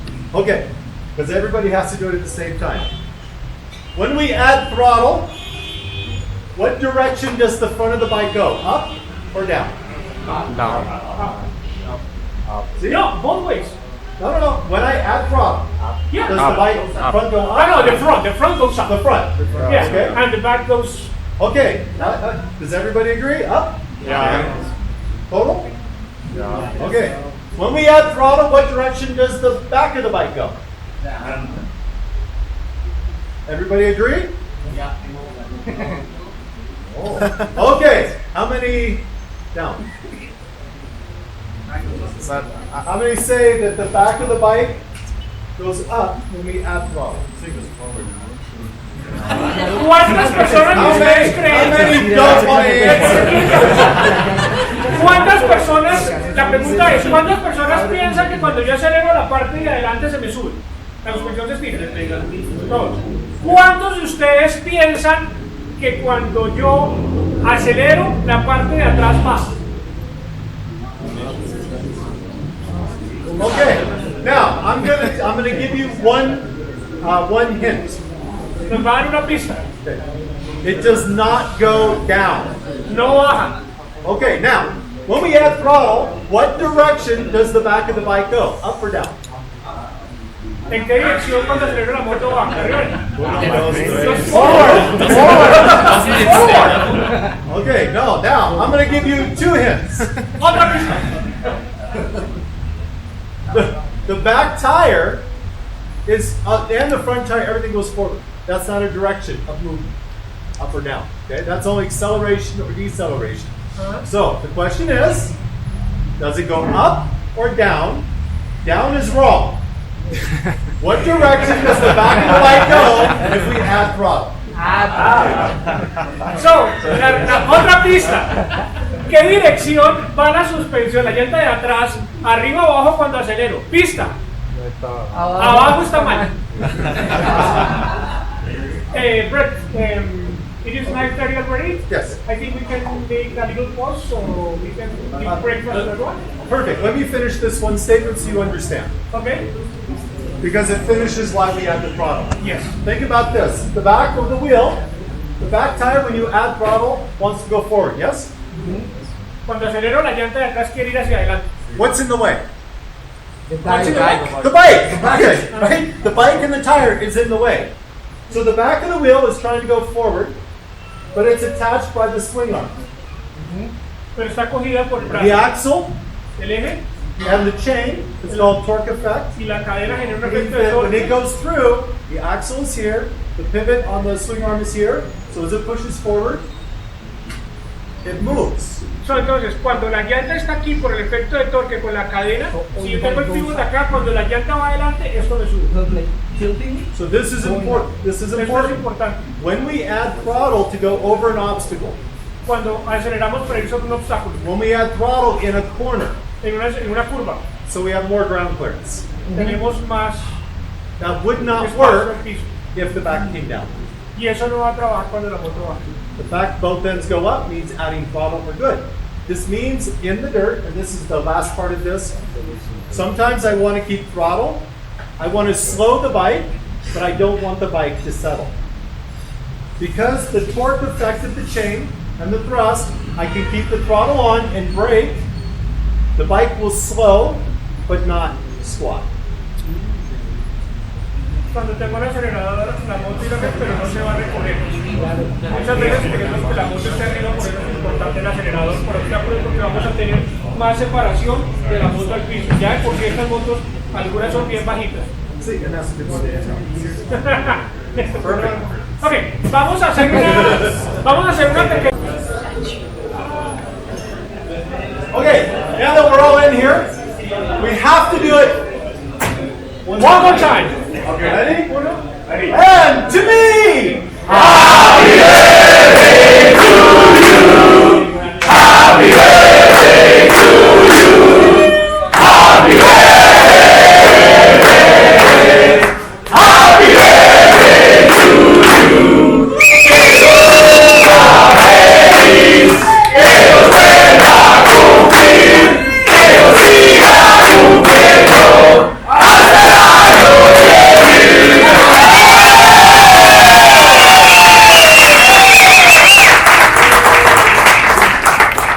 It's the best birthday party ever. And we're going for a ride. Hold on for that. Okay, so I think we have some more time for some more questions. I'll let you watch your time and wrap some stuff up. There were a couple of questions. How much time do we have? Okay, perfect.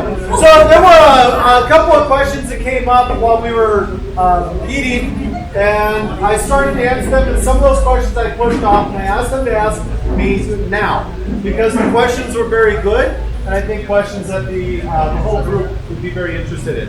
So, you had a question. Pose the question again. All right. So I was asking, what is your position regarding counterweight when you are riding on pavement? Okay, so he's talking about riding on the street, and his instructor had told him that even on the street that he should roll the bike underneath him because he can see more traffic. It's not generally considered a proper technique for street riding, but mostly because we're looking for neutral balance. If you're riding fast and you have to push the bike under, as opposed to leaning with the bike, that's generally not a good thing. However, because we ride very tall adventure bikes, there are times in certain environments where having the bike roll underneath you through slower speed curves may be advantageous or something that is a benefit to you. So the answer comes back to, it's not normal, it's not what I teach or my instructors teach for street riders, but because of our bikes and the situation, there may be places where it's okay as far as rolling the bike underneath you.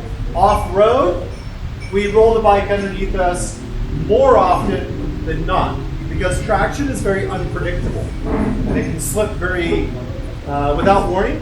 You can get slipped, and as long as I'm on top of the bike moves underneath me. But if I'm inside the bike, it moves away from me. So, la pregunta era, ¿qué tan conveniente es en on mover la moto debajo de nosotros? Entonces explica Bret, es una situación en la cual nos vemos más seguido en off-road, en donde hacemos el counterbalance de la moto, y de pronto no hay una u otra situación en donde pueda utilizarse porque es ventajoso, pero realmente donde es ventajoso utilizar el movimiento de la moto y estar sobre ella es en off-road, para hacerle el counterbalance a la moto. We had another question. Yes. When you are turning off-road, what do you use to turn the bike? Your knee or your hands or what? Good question. It says, when I'm off-road, how do I get the bike to turn? That depends, of course. But often what I end up doing is I use a lean of the bike. But instead of leaning with the bike, what I do is I push the bike underneath. I use my body and let the bike drop underneath. The handlebars,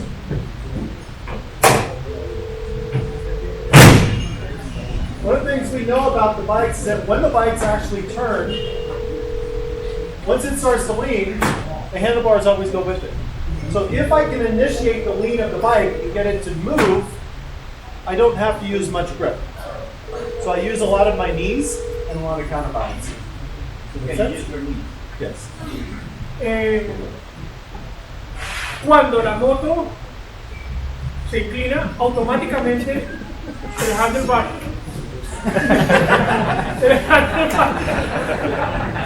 se va a voltear. Entonces no vamos a necesitar nosotros hacer mucha presión sobre el handlebar, porque el solo hecho de inclinar la moto va a hacer que el handlebar se voltee de forma automática. El ejercicio que estaba haciendo Bret con la moto para el lado y para el otro.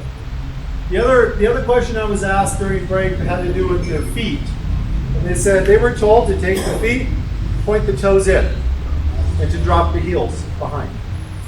The idea behind this, and I teach new riders the same, but not experienced riders. So when you first start learning, pulling the toes in and pointing them in and the knees in means that you stay in contact with the bike. It also means that when your toes are out, you're less likely to catch them on things and to pull your foot off or to hurt yourself. So learning to pull the toes in tight is good. Holding on with the knees is good. However, once we become more experienced, we don't squeeze the tank anymore because we need it to move freely. I touch it, but I don't squeeze it. So I'm always contacted and with the bike, and if I need to, I can always tighten up the gravity. But otherwise, I'm just going to allow it just to touch and rub. Another reason why we have leather, because it's always moving. La pregunta era que si es conveniente ponerme los pecs con los pies hacia adentro. Y la respuesta es sí, si yo los tengo hacia afuera, es más fácil que venga un objeto extraño y me haga sacar el pie de la moto. También habla Bret acerca de cómo al principio nosotros vamos a tener esta posición de oración como la manifestaba él. Al principio cuando somos novatos lo vamos a tener ahí, pero a medida que vamos progresando y vamos obteniendo más recursos como riders, vamos a ir un poquitico más sueltos y en el momento que necesite la atención, la tengo. Entonces no es solo ir con los pies hacia adentro también, sino con las rodillas, todo el cuerpo. Las rodillas de una posición, no sacarlas, es peligroso. No sé si a alguien le haya pasado que va en el camino y hay una piedra, hay un árbol y de repente el pie ¡pum!, se le vuela. Entonces eso lo evitamos con los pies hacia adentro, con las rodillas hacia adentro, con el cuerpo dentro de la moto. Para eso estas motos de aventura vienen con esos tanques así, salidos grandes que los protegen. Have you ever had the urge to stand in front of a group of people and then wonder if your zipper is down? just wondering. I was just going. We're good. Que se han tenido la urgencia alguna vez de estar frente a un grupo y decir, mierda, así me subí la cremallera. You have a question? So, riding bigger bikes, lots of weight, off-road, I'm very bad at low-speed turns. So tight, low-speed turns on the dirt or gravel, or what would be your top tips? We go back to the very, very first thing I spoke about. Weightless rider. Yeah, I understand the concept. Yeah, exactly. Dirt, Yes. I'm okay, but once I hit the low-speed turns, Right. it just... But that's the problem. You understand the concept, but you've lost it in transition. One of the ways you can do that is as we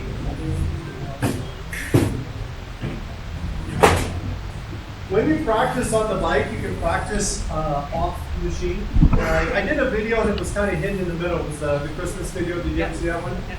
One of the ways you can get comfortable with that is to practice getting on the bike without using your hands and without the bike coming off a side stand. Because most of it we step up and the bike comes off.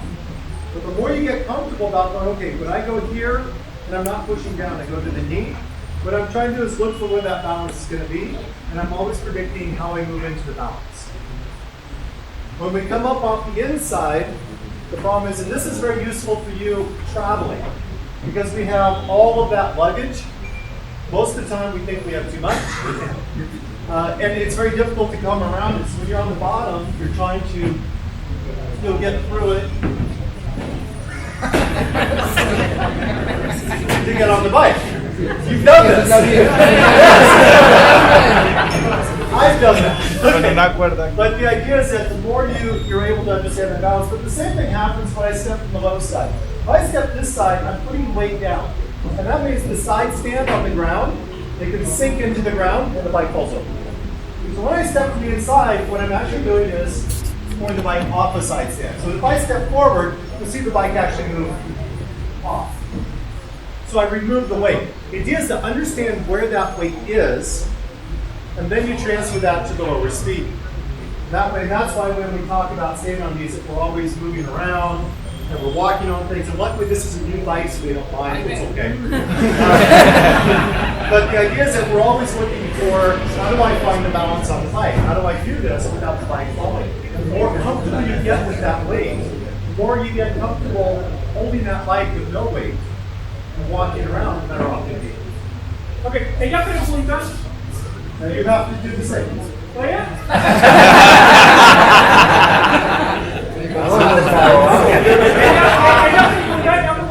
Ella pregunta qué tips tiene para mejorar el girar a muy baja velocidad. Esa es una de las cosas que más trabajo nos cuesta. A mí personalmente me cuesta trabajo. Yo hago muchas sesiones de 8 con conos para tratar de aplicar las técnicas y poder hacer giros muy cerrados. Entonces dice Bret, la mejor cosa que usted puede hacer para tomar curvas a baja velocidad es entender la posición del weightless rider. ¿Cómo me subo yo a la moto por este lado? La verdad creo que lo hice ayer por primera vez en la vida.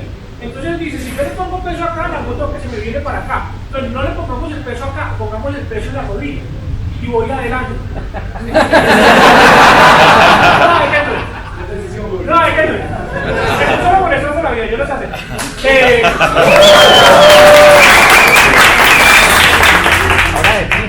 Ahora es una moto nueva, marica. A mí sí me regaña. Hay que estar pongámonos cómodos, conociendo, sintiendo la moto. Una vez yo la siento, no la puedo tener acá y tenerla solo por ser un vehículo. Acostumbrémonos a hacer eso, a sentir el peso de la moto, a saber cuál es el balance. Estoy mirando para allá, pero tengo la moto acá. Yo sé cuál es el balance de la moto. Si me acostumbro a sentir ese balance de la moto, el mismo cerebro y el mismo cuerpo va a quedar entrenado para sentir cómo debo yo comportarme cuando estoy haciendo una curva a baja velocidad. Normalmente en baja velocidad lo que yo debo hacer es hacerle counterweight, sacar el cuerpo. Entonces, si yo estoy en una curva en baja velocidad y lo estoy haciendo parado, para que la moto gire, normalmente deberé sacar mi cuerpo. Cuando tenga momento de inercia y la moto se esté moviendo, esa posición va a ser mucho más estable, porque va a tener transferencia de potencia. Lo mismo, si voy a ir por otro lado, no voy a hacer este lado. La idea es hacerle counterweight, hacerle estar en la posición del weightless rider que permita que yo con mi peso elimine la fuerza que la gravedad está haciendo contra la moto y no me vaya al piso. Pregunta. Okay, understanding that when you are doing low speed maneuvers, it's difficult, but you have to look the weightless rider. What about when you are going like over the speed that you want? For example, 8 days ago we were doing a soft, similar like we are gonna do tomorrow, ride, and in one corner that was downhill, I got more speed than I wanted, and I tried to brake with the rear brake because of the advice of my coach. But I still felt that the bike was going too far from the corner. So how can you control that without feeling that the bike is going down on you? We come back to the other talks. Right? Weightless rider means you shouldn't be controlling. Right? This is not your riding partner, this is part of you. Este no es tu partner, es parte de su cuerpo. The land is your partner. And often we think that this is my partner, and we're going to conquer the street, we're going to conquer the land. Wrong. You will lose. This has to be part of you. The land is your partner, which means that you have to always be looking at home position and vision. Nothing should catch me off guard going too fast, because I'm always out planning. When I'm riding in the off-road, what I'm looking for is how the terrain or how the land will flow with the bike. If I'm making a turn in the dirt, I'm going to look for a place where the ground comes up high so I can ride into that turn. That's part of it. If I want to move a direction on the dirt bike, sometimes I'll run into a rock to compress the front end so it'll rebound. The suspension will shoot me the other direction. You have to think about how the land changes what's going to happen to you. That way you're not wrestling the bike. For you, and it's very common, as street riders, what he's talking about is extremely common. In the United States, most of our motorcycle riders die in corners. Not in traffic, in corners. And that's why. Él pregunta que qué consejos le da para tomar una curva bajando. Tuvo una experiencia hace 8 días en que era curva bajando, pero no con el freno de atrás y de pronto no era suficiente. El freno de atrás no fue suficiente y sintió que había muy rápido. Entonces, primero, si yo tengo mi vista abierta lo más allá posible, ya sé lo que me va a venir. Ya sé que va a venir una curva. Ya sé que va a venir algo. Entonces, yo debo tener siempre mi visión adelante y observar el terreno, cómo se va a comportar con mi moto. Mi moto es parte de mi cuerpo, es una extensión de mi cuerpo, es una extremidad de mi cuerpo. El camino es el partner, entonces yo debo llevar la moto y saber por dónde la voy a llevar y estar pendiente de todas esas posiciones. A todos nos ha pasado eso, a todos, a mí me ha pasado 1.000.000 de veces. ¡Qué mierda, la curva me ganó! Entonces voy a preguntarle a Bret un complemento porque tú puedes utilizar el freno de adelante en una curva. Ojo, y no también, yo lo he hecho. No, de acuerdo. Yo lo he hecho. Now to answer the question. Yeah. Okay. Now to answer the question. We've already decided you made a mistake. Ya decidió que cometió un error. Now how do you fix it? ¿Cómo lo soluciona? Number one, vision. If you're looking here, you'll feel nervous. So again, always look farther out. Relax the breath.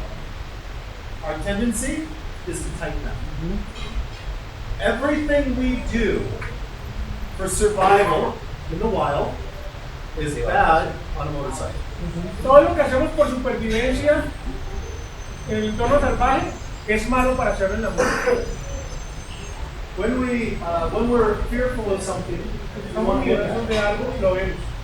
On the street, if it's a car, we don't look anymore, we only look at the guy, the safe place. En el carro, en la calle, perdón, vemos el carro, no fijamos nuestra mirada en el carro, fijamos la mirada en el punto de escape, en el punto de salida, por dónde voy a poder sacar la moto. When we feel a threat, we brace. Cuando sentimos una amenaza, nos retraemos. On a motorcycle, we have to relax. En una motocicleta tenemos que relajarnos. So, and we have to stop thinking control. Tenemos que dejar de pensar acerca del control. We are not in control. No estamos en control. We're a captain on a ship. We give orders, and the crew does the work. Somos el capitán de un barco. Nosotros damos la orden y la tripulación hace el resto. You give a suggestion, and the bike will go. If you try to control it, it will have a beep. Tú sugieres y la moto se va. Si tú tratas de controlarlo, vas a tener un motivo. Does that sound right? Yeah, I mean it's something that you can feel even in the roads, in the pavement and everything. That the motorcycles are more likely, like it's against of everything that you used to think that is right. So it's completely the opposite. Yes. And it's weird, a weird thing, but it's very difficult to get into that. For me, in example, I've been riding for 20 years, but mostly in the streets or in the road, but not in the off-road. So it's... And if you want to be very good on the street, you become good in the dirt. And the reason is when we ride on the street, we're used to things, we're used to the bike being very predictable to responding. In the dirt, everything moves. But on the street, when it moves, we tense up. So if I learn in the dirt how to have control, when that happens on the street, you can stay relaxed. ¿Me recuerda su nombre? Nicolás. Nicolás acaba de hacer una afirmación que es bastante seria. Todo lo que yo tengo como preconcepción en la moto, antes de subirme por primera vez una moto sin saberla manejar, está mal. Lo que dice Bret. Come back to some of the problems we mentioned back here. Carlos, with our travelers. One last, and almost there. But when we talk about the bike control being unstable, not only is the bike set up, but it's also tension. If you tighten up on the handlebars, then the bike will become less stable. When we become relaxed, then more control happens. You have to remember Weightless rider, vision, relax. Doesn't matter. Street, dirt, sand, all the same. Because if you think about the front tire, remember, just before food, we talked about the back wheel, it's always pushing forward. Yes. But the front tire is in the way. So when the back tire pushes forward, the front tire gets kicked sideways. And then it comes back to straight, then it kicks back the other way. And the other way, and the other way. And if you look at the front tire is doing this, always. On the street, it's very fast. You don't feel it. In the sand and the dirt, you feel it a lot. When Suzuki built this motorcycle, they built it rake and trail. It's the angle of the fork, and another thing called trail has to do with steering axis in the axle. Those are always what cause the wheel to come back to the middle. Not me. It's the engineers, it's Suzuki, that makes it come back to middle. When I tense up, it still moves aside because the wheel is stronger than me. But if I hold it, it can't come back to center. I stop it, and then it gets bigger. Importantísimo. La llanta de atrás, como es la que tiene la tracción, me empuja la moto hacia adelante, pero ¿qué tiene la moto adelante?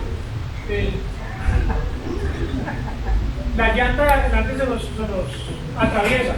Entonces ustedes van a notar, sobre todo cuando van despacio, que cuando acelero, este movimiento lo voy a tener. Ese movimiento es natural en la moto porque la llanta de atrás me está empujando hacia adelante. Entonces, ¿qué tenemos que hacer? Y vuelve y juega el tema de que debo estar suelta la moto. Si yo me tensiono y la moto hace este movimiento, no voy a dejar que regrese. Estas motos tan desarrolladas de Suzuki, de Yamaha, de BMW, etc., tienen mucho bagaje de ingeniería detrás. Entonces, toda la geometría con la que está diseñada la moto hace que este movimiento regrese de forma natural al centro. Les cuento una experiencia, I'll give you one of my experience. Estaba viniendo por la autopista norte y cogí un tramacazo de hueco impresionante. Getting to the pothole in the freeway. So, la moto me empezó a hacer esto todo el tiempo. Terrible, terrible, terrible, terrible. En ese momento me alcancé a asustar y dije, mierda, me caí.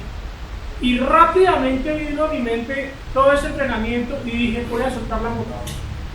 Y ustedes probablemente no me crean, yo levanté las manos de la moto. Y la moto hizo tin, tin, tin, tin, tin, tin, tin, tin, tin, tin. Y siguió suelto. I was telling them about my experience. I grabbed a yeah, the bike is stopped. I get afraid at first, but then I realized all the training, so I let the bike go.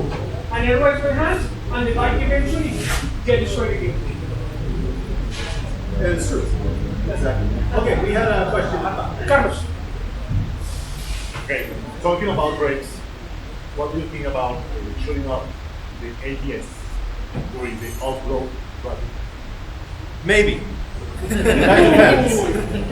¿Qué opina acerca de apagar los frenos ABS no? Y dice, so there's ABS is better than we are, especially on the street. However, off-road, things change. If you have a very modern motorcycle, a new motorcycle with some of the BMWs, KTMs, they're made, the African Twin, they're made for the dirt. Those work very well. If you have an older bike, my old F800 GS, it's terrible off-road, so I would turn it off. My current 1200, sometimes. Here, not an option. So the ABS depends on the technology of the motorcycle and how well it works. So sometimes I turn it off and on. It depends whether I want to play. Bret, could you turn that on? Oh. Yeah, no.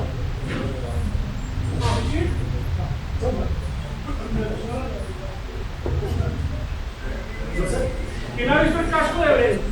¿Qué color es? ¿De qué color es? Está en una bolsa. No, ese es el mío.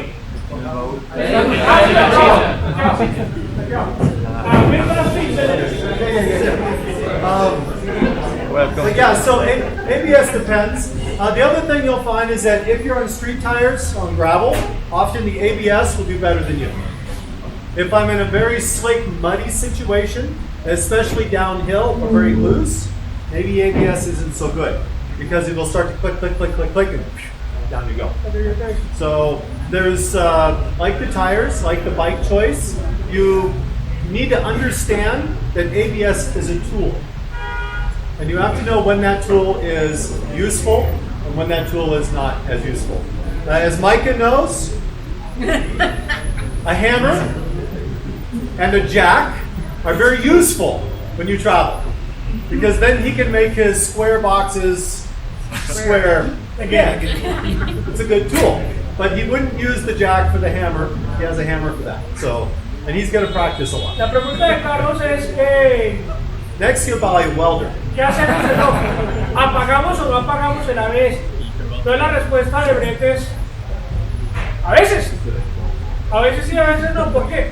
El ABS tiene una particularidad y es que el freno, si está la llanta, empieza la llanta de tic, tic, tic, tic, tic, tic, tic, tic, tic, tic. No es que frene de forma, ¿cómo se llama? Fluida y no frene de todo, frene un poquito más y la llanta sigue aumentando fluido, no, empieza a hacer tic, tic, tic, tic, tic. Eso en ciertas condiciones de off es completamente desagradable. Sobre todo en barro. En barro dice, MUD es barro. En el barro no queremos que haga eso, queremos que, sobre todo bajando en el barro, que la llanta no de atrás se le bloquee completamente para que pueda resbalar, para que pueda servir en ciertas condiciones. El ABS es una herramienta, tenemos que aprender y eso nos da la experiencia de andar y probar cada vez, empezando por de terrenos fáciles a terrenos más difíciles, aprenderemos si la herramienta nos sirve o no nos sirve. So here's the last statement to finish that up. So his question was, should I or should I not? I said, well, maybe. So how do you know? You have to know your equipment. So what you do is you go out on the road and you use your ABS. Make it work. Know what it does. See if you can turn it off, can you do just as well? In the dirt, the same. Go on the gravel, try the ABS. See what the ABS does. Know what that can do so you understand when you want to turn it off and when you want to leave it on. If you never use it, you'll never understand it. Does that help? La mejor forma es por experiencia. Hay un dicho que yo le escuché una vez a Juan Pablo Montoya y este decía, corriendo las 500 millas, nunca haga en la carrera lo que no hayan practicado antes de los entrenamientos. En la moto es lo mismo. Nunca vayan a salir a hacer en la ruta lo que no hayan tratado de aprender y practicar antes. La única forma de saber cuándo voy a necesitar el ABS o cuándo no lo voy a necesitar es con experiencia. Vamos a un terreno en donde sea controlado, donde yo pueda entender y pueda saber el ABS, cómo me reacciona en off, si lo quito, cómo me reacciona la moto, si lo pongo, cómo me reacciona con la moto. De forma que cuando lo necesite, mi cerebro ya va a saber qué es lo que va a pasar. Want to know about the position, know about some techniques that we use to 1%, that is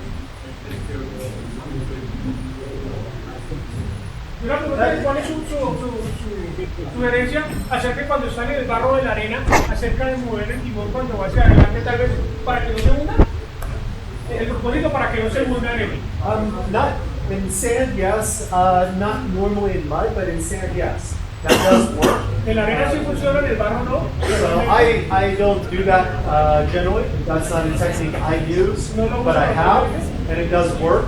And what he's talking about is when you get into sand and your tire gets deep, how do you get it back up on top? My preferred method, what I do, is to use the back brake and add throttle, and that allows the bike to pivot to get back up on top. However, another method that he's talking about is when you're in the sand, if you move the handlebars left and right, it'll cause it to walk up on top. I find it useful and it works more on very light bikes, and because I normally ride a very heavy bike, I don't use that technique as much. But yes, it's a valid technique. Es una técnica válida, sobre todo en motos de bajo peso, en donde yo muevo el handlebar el manubrio para que la llanta no se me hunda. En estas motos tan grandotas, tan pesadas, no es una técnica que Bret use, él prefiere utilizar el acelerador y el freno para que la moto se levante.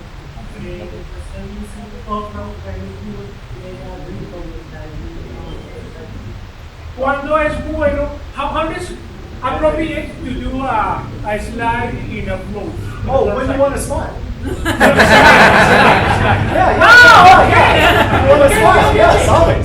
Okay, él pregunta que cuándo es conveniente hacer un brief con el freno de atrás en destapado. Dice Bret, pues cuando quiera pasarla bueno.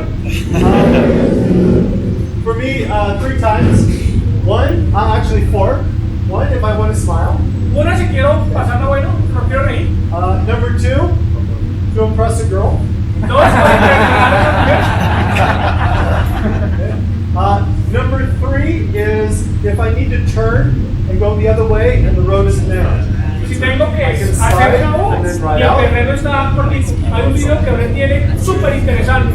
The 4th time I use it is if I'm going downhill and the road turns or switchbacks. So as I go downhill, I'll lock it so I can get the bike to turn to face the new direction. O cuando está bajando, y hay un cambio de dirección en la moto de frena, bloquea la llanta y hace que la moto salga para tomar una nueva dirección.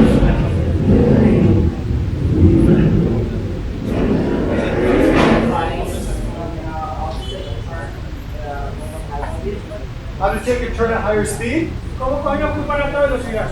Easy. Go at a lower speed. Serious. When you're on the racetrack, and I'm not a professional racer, but I've trained with many, like GP racers. And what they find in those schools is often you'll find the instructor will come up to a student and he goes, oh, you know, in the middle of that corner, you were going faster than I was. And the rider's always like, yeah, I'm faster than GP racing. Él no es un corredor profesional de GP, pero ha estado con corredores de GP y en cursos de GP. Entonces, que llega el estudiante y miden la velocidad de la curva y el estudiante va más rápido que el MotoGP profesional. Entonces el estudiante, yo voy más rápido que el racer. And they always say the same thing, that's not good. Y ellos dicen, esto está mal. Because the professional is always faster on the back. So what we think about is if we want to go through a fast corner, we have to think about how we leave the corner, not how we enter the corner. So on a fast corner, I hold farther to the outside, to the edge of the road, farther, and I hold my brakes. Brake, brake, brake, brake, brake. Sometimes, brake, brake, brake, brake, brake. This is called trail braking. Trail braking is not the back brake. It's where you're going into the turn and you're still holding some brake. Brake, brake, brake. I see my exit. Now I can drive. So the fastest corner is when you slow down. La técnica para tomar una curva So hold the brakes on. No se trata de correr, vuelvo e insisto, se trata de disfrutar la ruta. Entonces, la primera advertencia es vamos despacio. Sí, estamos en la pista, fuimos al XRP o fuimos a participar en nuestra moto de aventura, ok. Cuando vemos la curva, vamos entrando en la curva, break, break, break, frenamos, frenamos, frenamos. Inclusive cuando la moto ya está acostada, podemos ir frenando. Hay una pregunta que le voy a hacer a Bret para que le responda ahorita acerca de cuándo freno yo con el delantero bajándolo, porque esa respuesta es importante. Muchas veces hasta en la curva vamos a ir frenando. Hay que perderle el miedo a frenar en las curvas. Normalmente yo he visto muchos los pilotos novatos que frenan cuando van en la recta y cuando van en la curva sueltan. Toman la curva y cuando salen de la curva vuelven a acelerar. No, yo tengo que entrar a la curva disminuyendo la velocidad, llegar al apex, se llama eso, y cuando ya tengo la vía de salida, estoy allá, ¡pum!, ya puedo nuevamente acelerar. Pero entonces, para entrar a la curva podemos inclusive con la moto inclinada, frenar, con cuidado. Es una técnica que debemos también estudiar. Empiecen con calma, suavecito el freno, suavecito el freno. No se trata de llegar y ¡pum!, en la curva, porque freno delantero y curva, porrazo fijo. Two fingers always. Yeah, one or two, and here's important. You start the brakes before the turn. Empieza el freno antes de la Don't curva. go in the turn and then go for the brakes. Vaya por la curva y luego vaya por el freno. So early, always brake, brake, brake, brake, brake, brake, and then come on. If you go in the brakes in the middle, that's when we've made a mistake. Si empezamos a frenar cuando ya estemos en la curva, normalmente eso va a ser un error y va a ser un porrazo. Actually, there's several others that haven't asked anything yet, so I'm just gonna see if I can get Es some. recomendable ese control de tracción, ¿no? What is the recommendation to use traction control in off-road environments? It depends. Eso depende. That's the phrase of the day. Yeah. It really is, because everything has so many different things that you have to think about. Traction control usually works very well in normal riding. Gravel roads, travel, dirt. Where you might choose to turn traction control off is in very difficult, very challenging, very deep mud, very slick, very large boulders. A lot of traction control, and it can't see what's happening. It can only feel what's happening. And sometimes we need to be able to make changes before it actually happens. And in those cases, sometimes they turn off traction control. Of all the bikes I've ridden, only one bike has had traction control that was absolutely flawless off-road. Every other adventure bike has had a compromise. Which one is that? The 790 then. Okay. El off-road es práctico casi en todo environment. Vaya empavimentado, vaya destapado, vaya en troche. El control de tracción, qué pena, solamente se debería desactivar en condiciones extremas.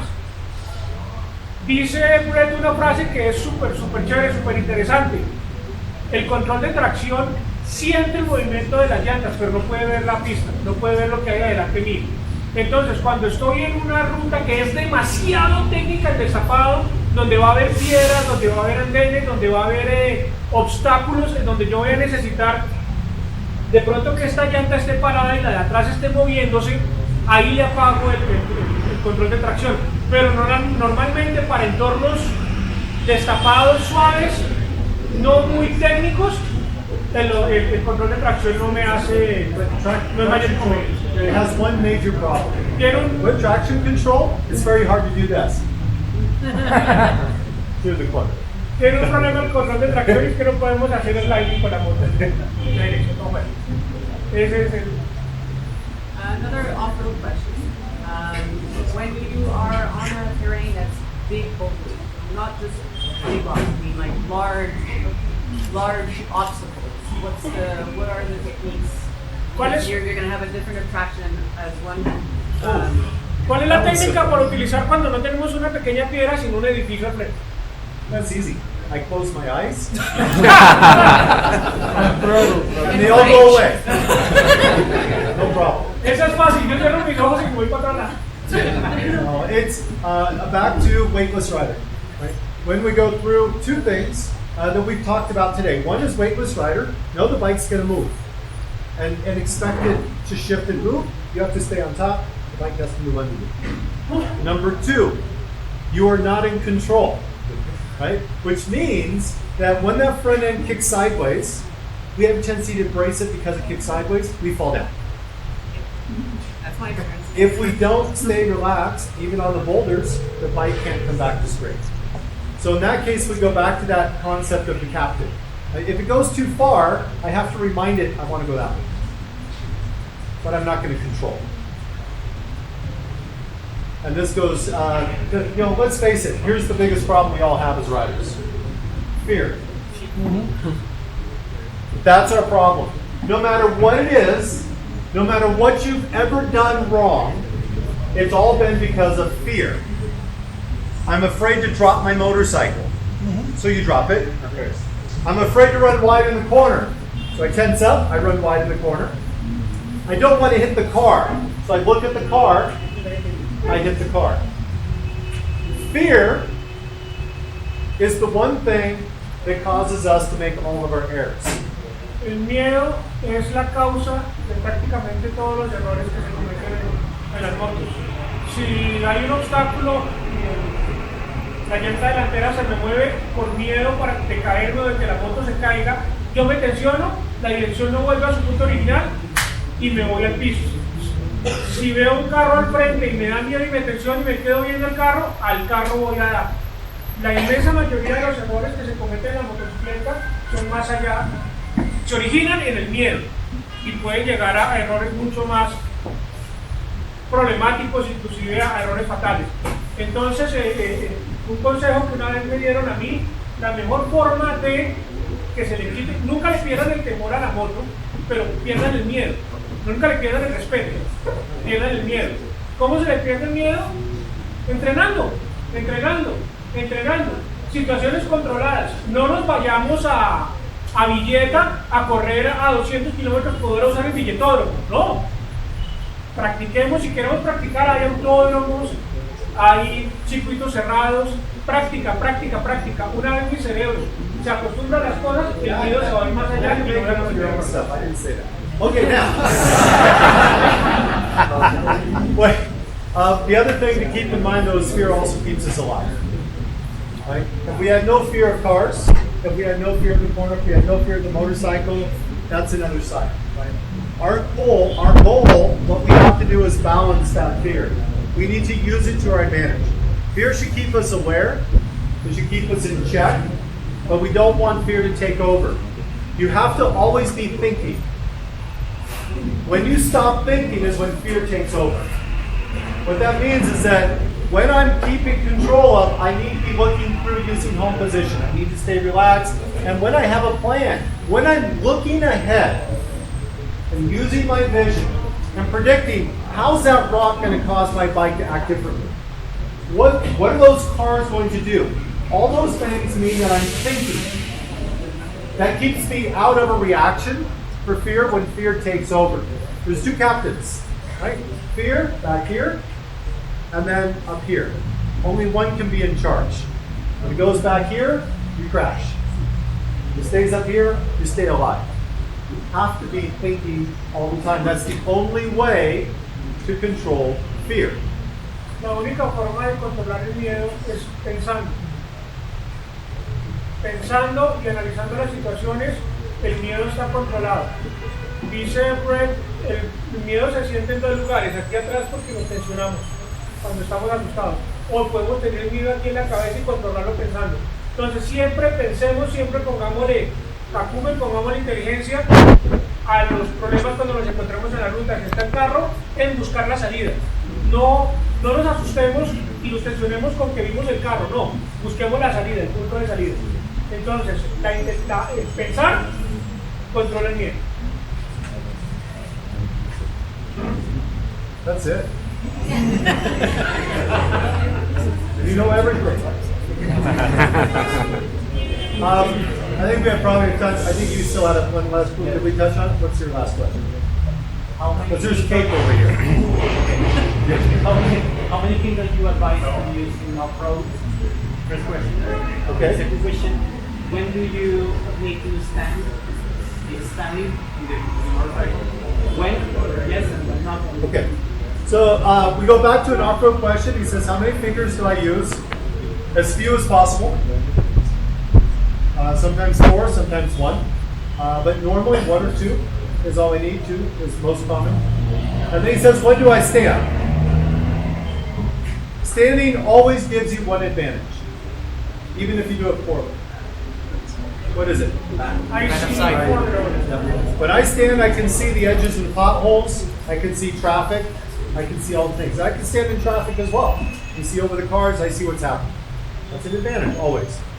The other time I stand is when I want to let the bike move underneath me and be more free. She talked about the large rocks. We talked about sand, we talked about mud. Anything that makes you scared. When you feel the fear kick in, stand. Always. If you're off-road and you feel fear, you should be standing. Cuando nos paramos en los rocks, siempre que tengamos miedo, paremos.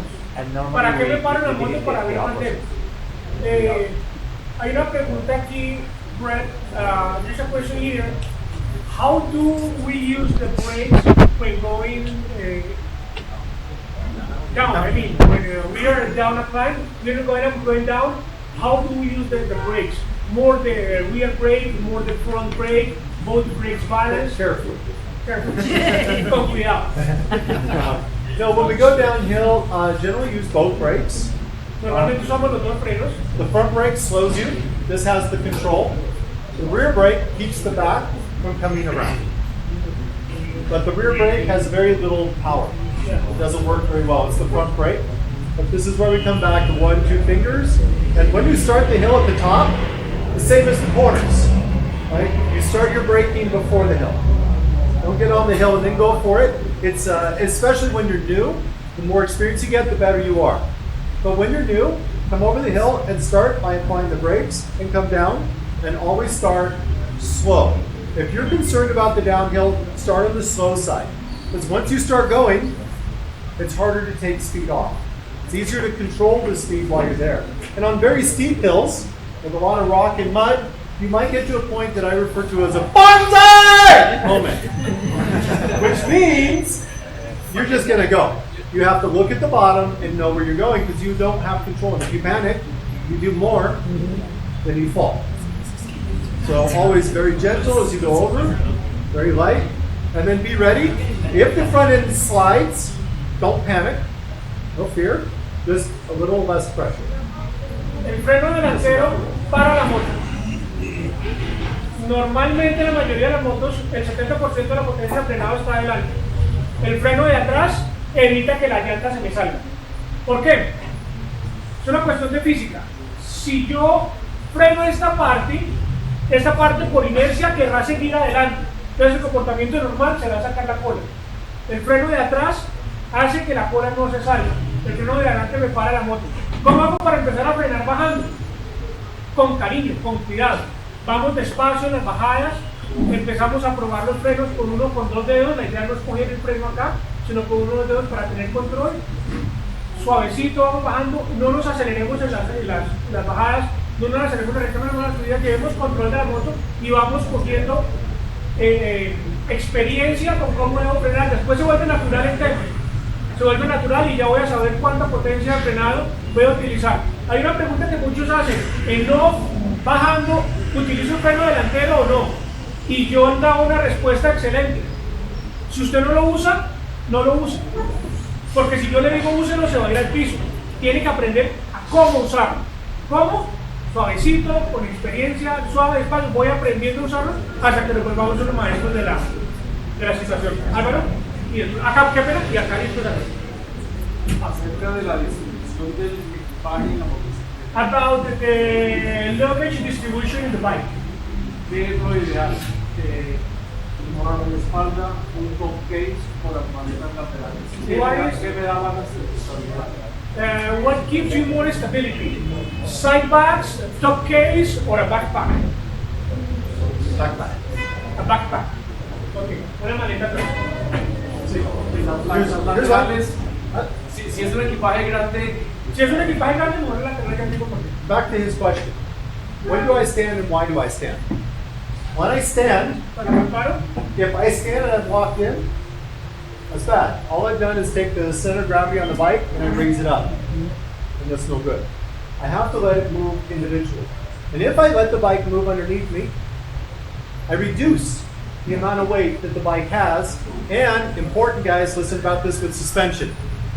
My suspension is carrying less weight as well.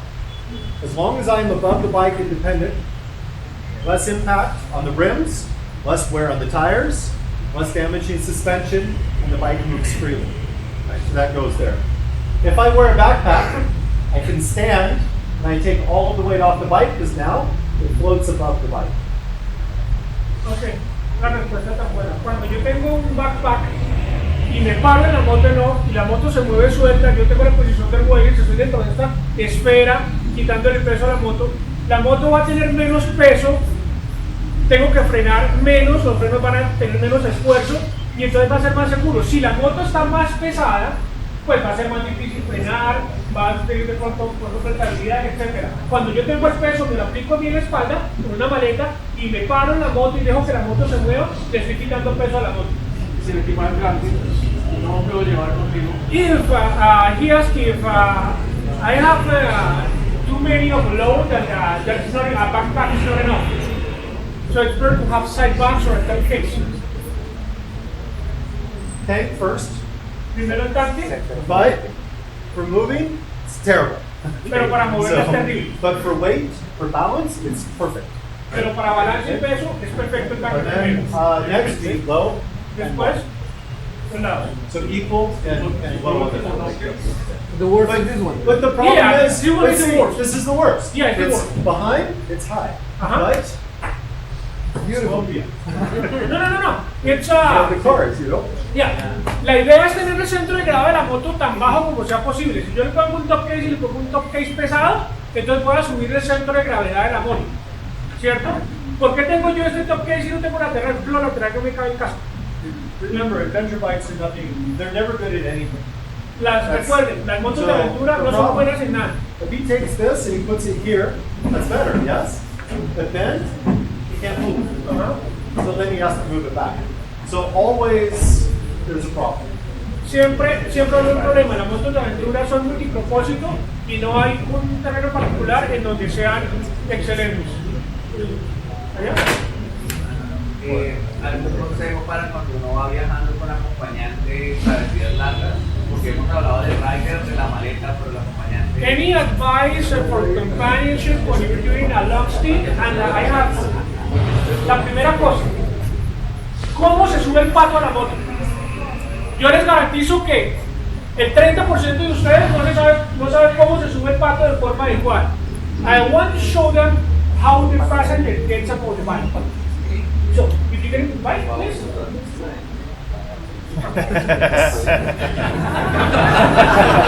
That is not correct. Unless you want to shoot a video. Get into the bike. ¿Vieron lo que Bret hizo? Cuando yo me voy a subir a la moto, mi posición es esta. Me voy a subir por acá y tengo la dirección aquí, me molesta. Entonces, ¿qué hago? Abro espacio para subirme. Abro espacio para subirme y tengo todo el espacio para subir. ¿Cómo se sube el pato a la moto? Cuando Bret está subido en la moto y yo estoy acá, si me paro acá, me le traigo la moto para acá a Bret y vamos al piso. Entonces, ¿en dónde está el centro de gravedad de la moto? En una línea longitudinal hacia allá. ¿Qué debo hacer yo? Irme hacia acá para tener el cuerpo aquí y me subí. Tengo el balance mío con la moto. Lo mismo cuando me voy a bajar, no me voy a botar para allá. Cuando me voy a bajar, hago contrapeso. Ay, este contrapeso, el celular no me da.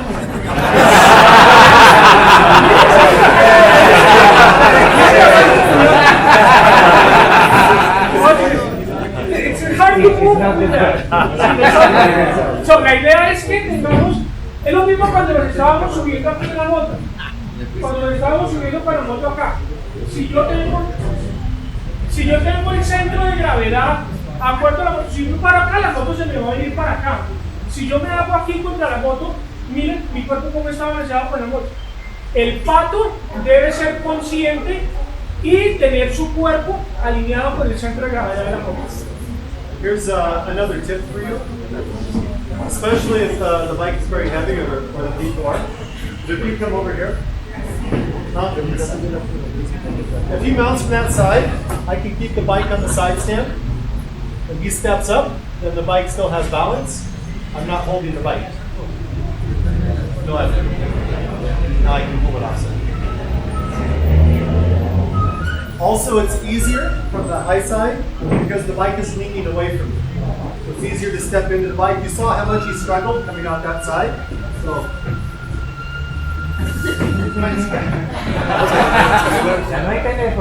so he comes up off of this side, same thing.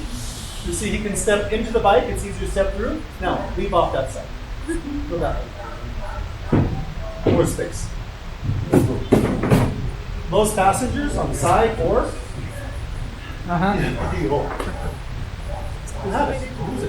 So, está la pata, utilícenla. Yo he visto mucha gente Y es una Energy conservation. energy conservation. Es una cualidad que tiene, que coge la moto, le suben la pata y se suben a la moto. Yo lo he hecho, pero prefiero nunca hacerlo. Perezosos, conservemos energía. La moto en la pata, abro la dirección, me subo a la moto. Cuando estoy subido, ahí sí. Yo siempre pongo el freno delantero para evitar que se me vaya a mover. Siempre.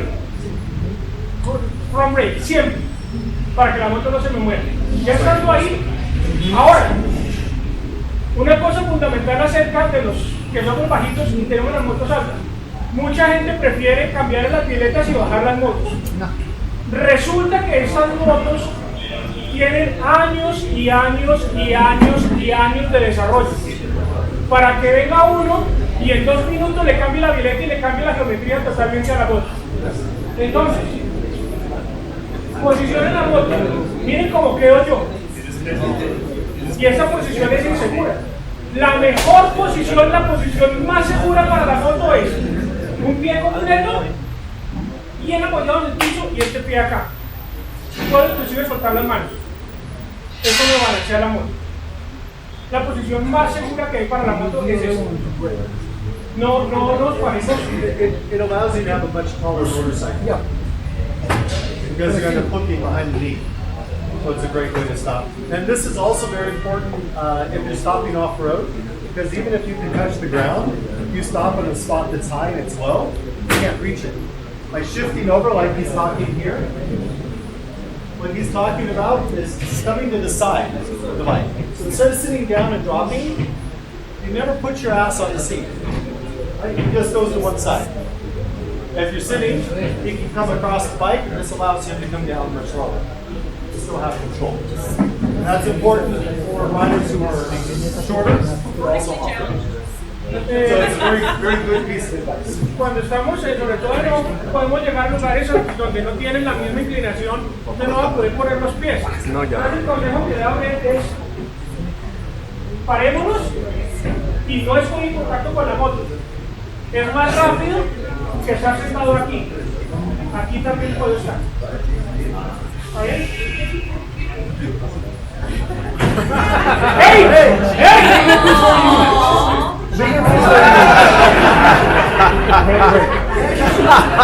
Thank you,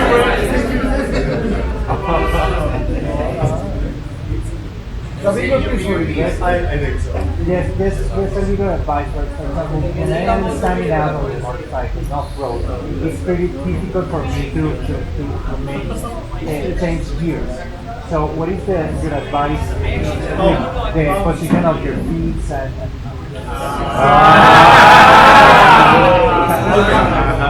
So this will, I'm going to take this. This will be our last question because of the time. We want to go ride. I don't know. Actually, I don't care what you guys want to do. I want to go ride. So I'll answer this last question real quick, and then I have a couple questions for you before we finish up our cake and kind of get the ride going from there. So again, the question one more time. What is your advice in order to make a gear change when you're standing up? Because it's pretty hard for me to make me out of control. It's not natural for me. Okay, so he's talking about how to shift gears when standing. And the issue with that is that your bike is not set up right, or you're not using good shifting technique. When you set these shifters up, the shifters usually sit low. You need to raise that shifter often. If you look at the shifter here, you go to the top of the foot peg, top of the shifter, that's for the street. You go top of the foot peg, bottom of the shifter, it's a good place to start for off-road. Just that little bit will make all the difference. The second thing you can do, because your boots are large, is when you slide your boot through, don't use your toe, use your leg. And that becomes necessary when you're on the very off-road boots. They're very stiff. You can't flex them. And we're used to the street riders only using the toe. No, use your whole leg. So get it underneath and then watch it. And mostly your shifter is wrong. Okay, so here's my questions for you before we go. Preguntas de Bret para ustedes antes de que nos vayamos porque ya es hora de irnos. Today we are riding on pavement. We are not going off-road unless you decide to do your own off-road excursion. Hoy vamos en pavimento. We have 3 things that I offered for you to work on today while you're out riding. You can just enjoy the day, or you can work on 3 things. What are the 3 things we started off with to work on while we're riding today? White vision. So white vision.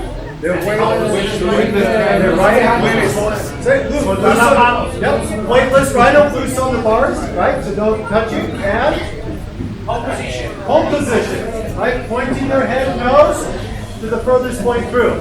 Those are my recommendations, 3 things. If you choose not to do those, that's your choice. But I'm going to give you my last thought. If you want to become a very good rider, you have to work on your skills all the time. But practice does not make you a good rider. If you are practicing bad things, you're making sure that you are a very bad rider. So you need to practice things that are very good and proper. When you practice, practice one thing and one thing only. Every single time you get on the motorcycle, to work, to the store, on a ride. Only one thing.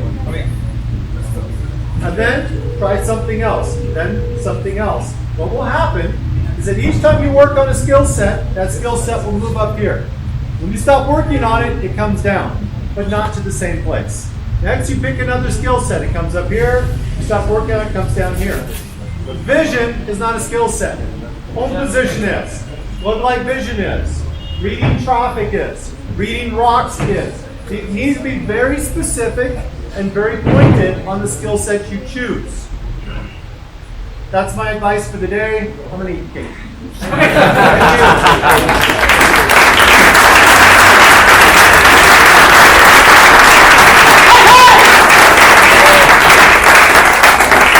Bueno, señores, nuevamente quiero expresar mi agradecimiento a todos por el apoyo que nos han dado.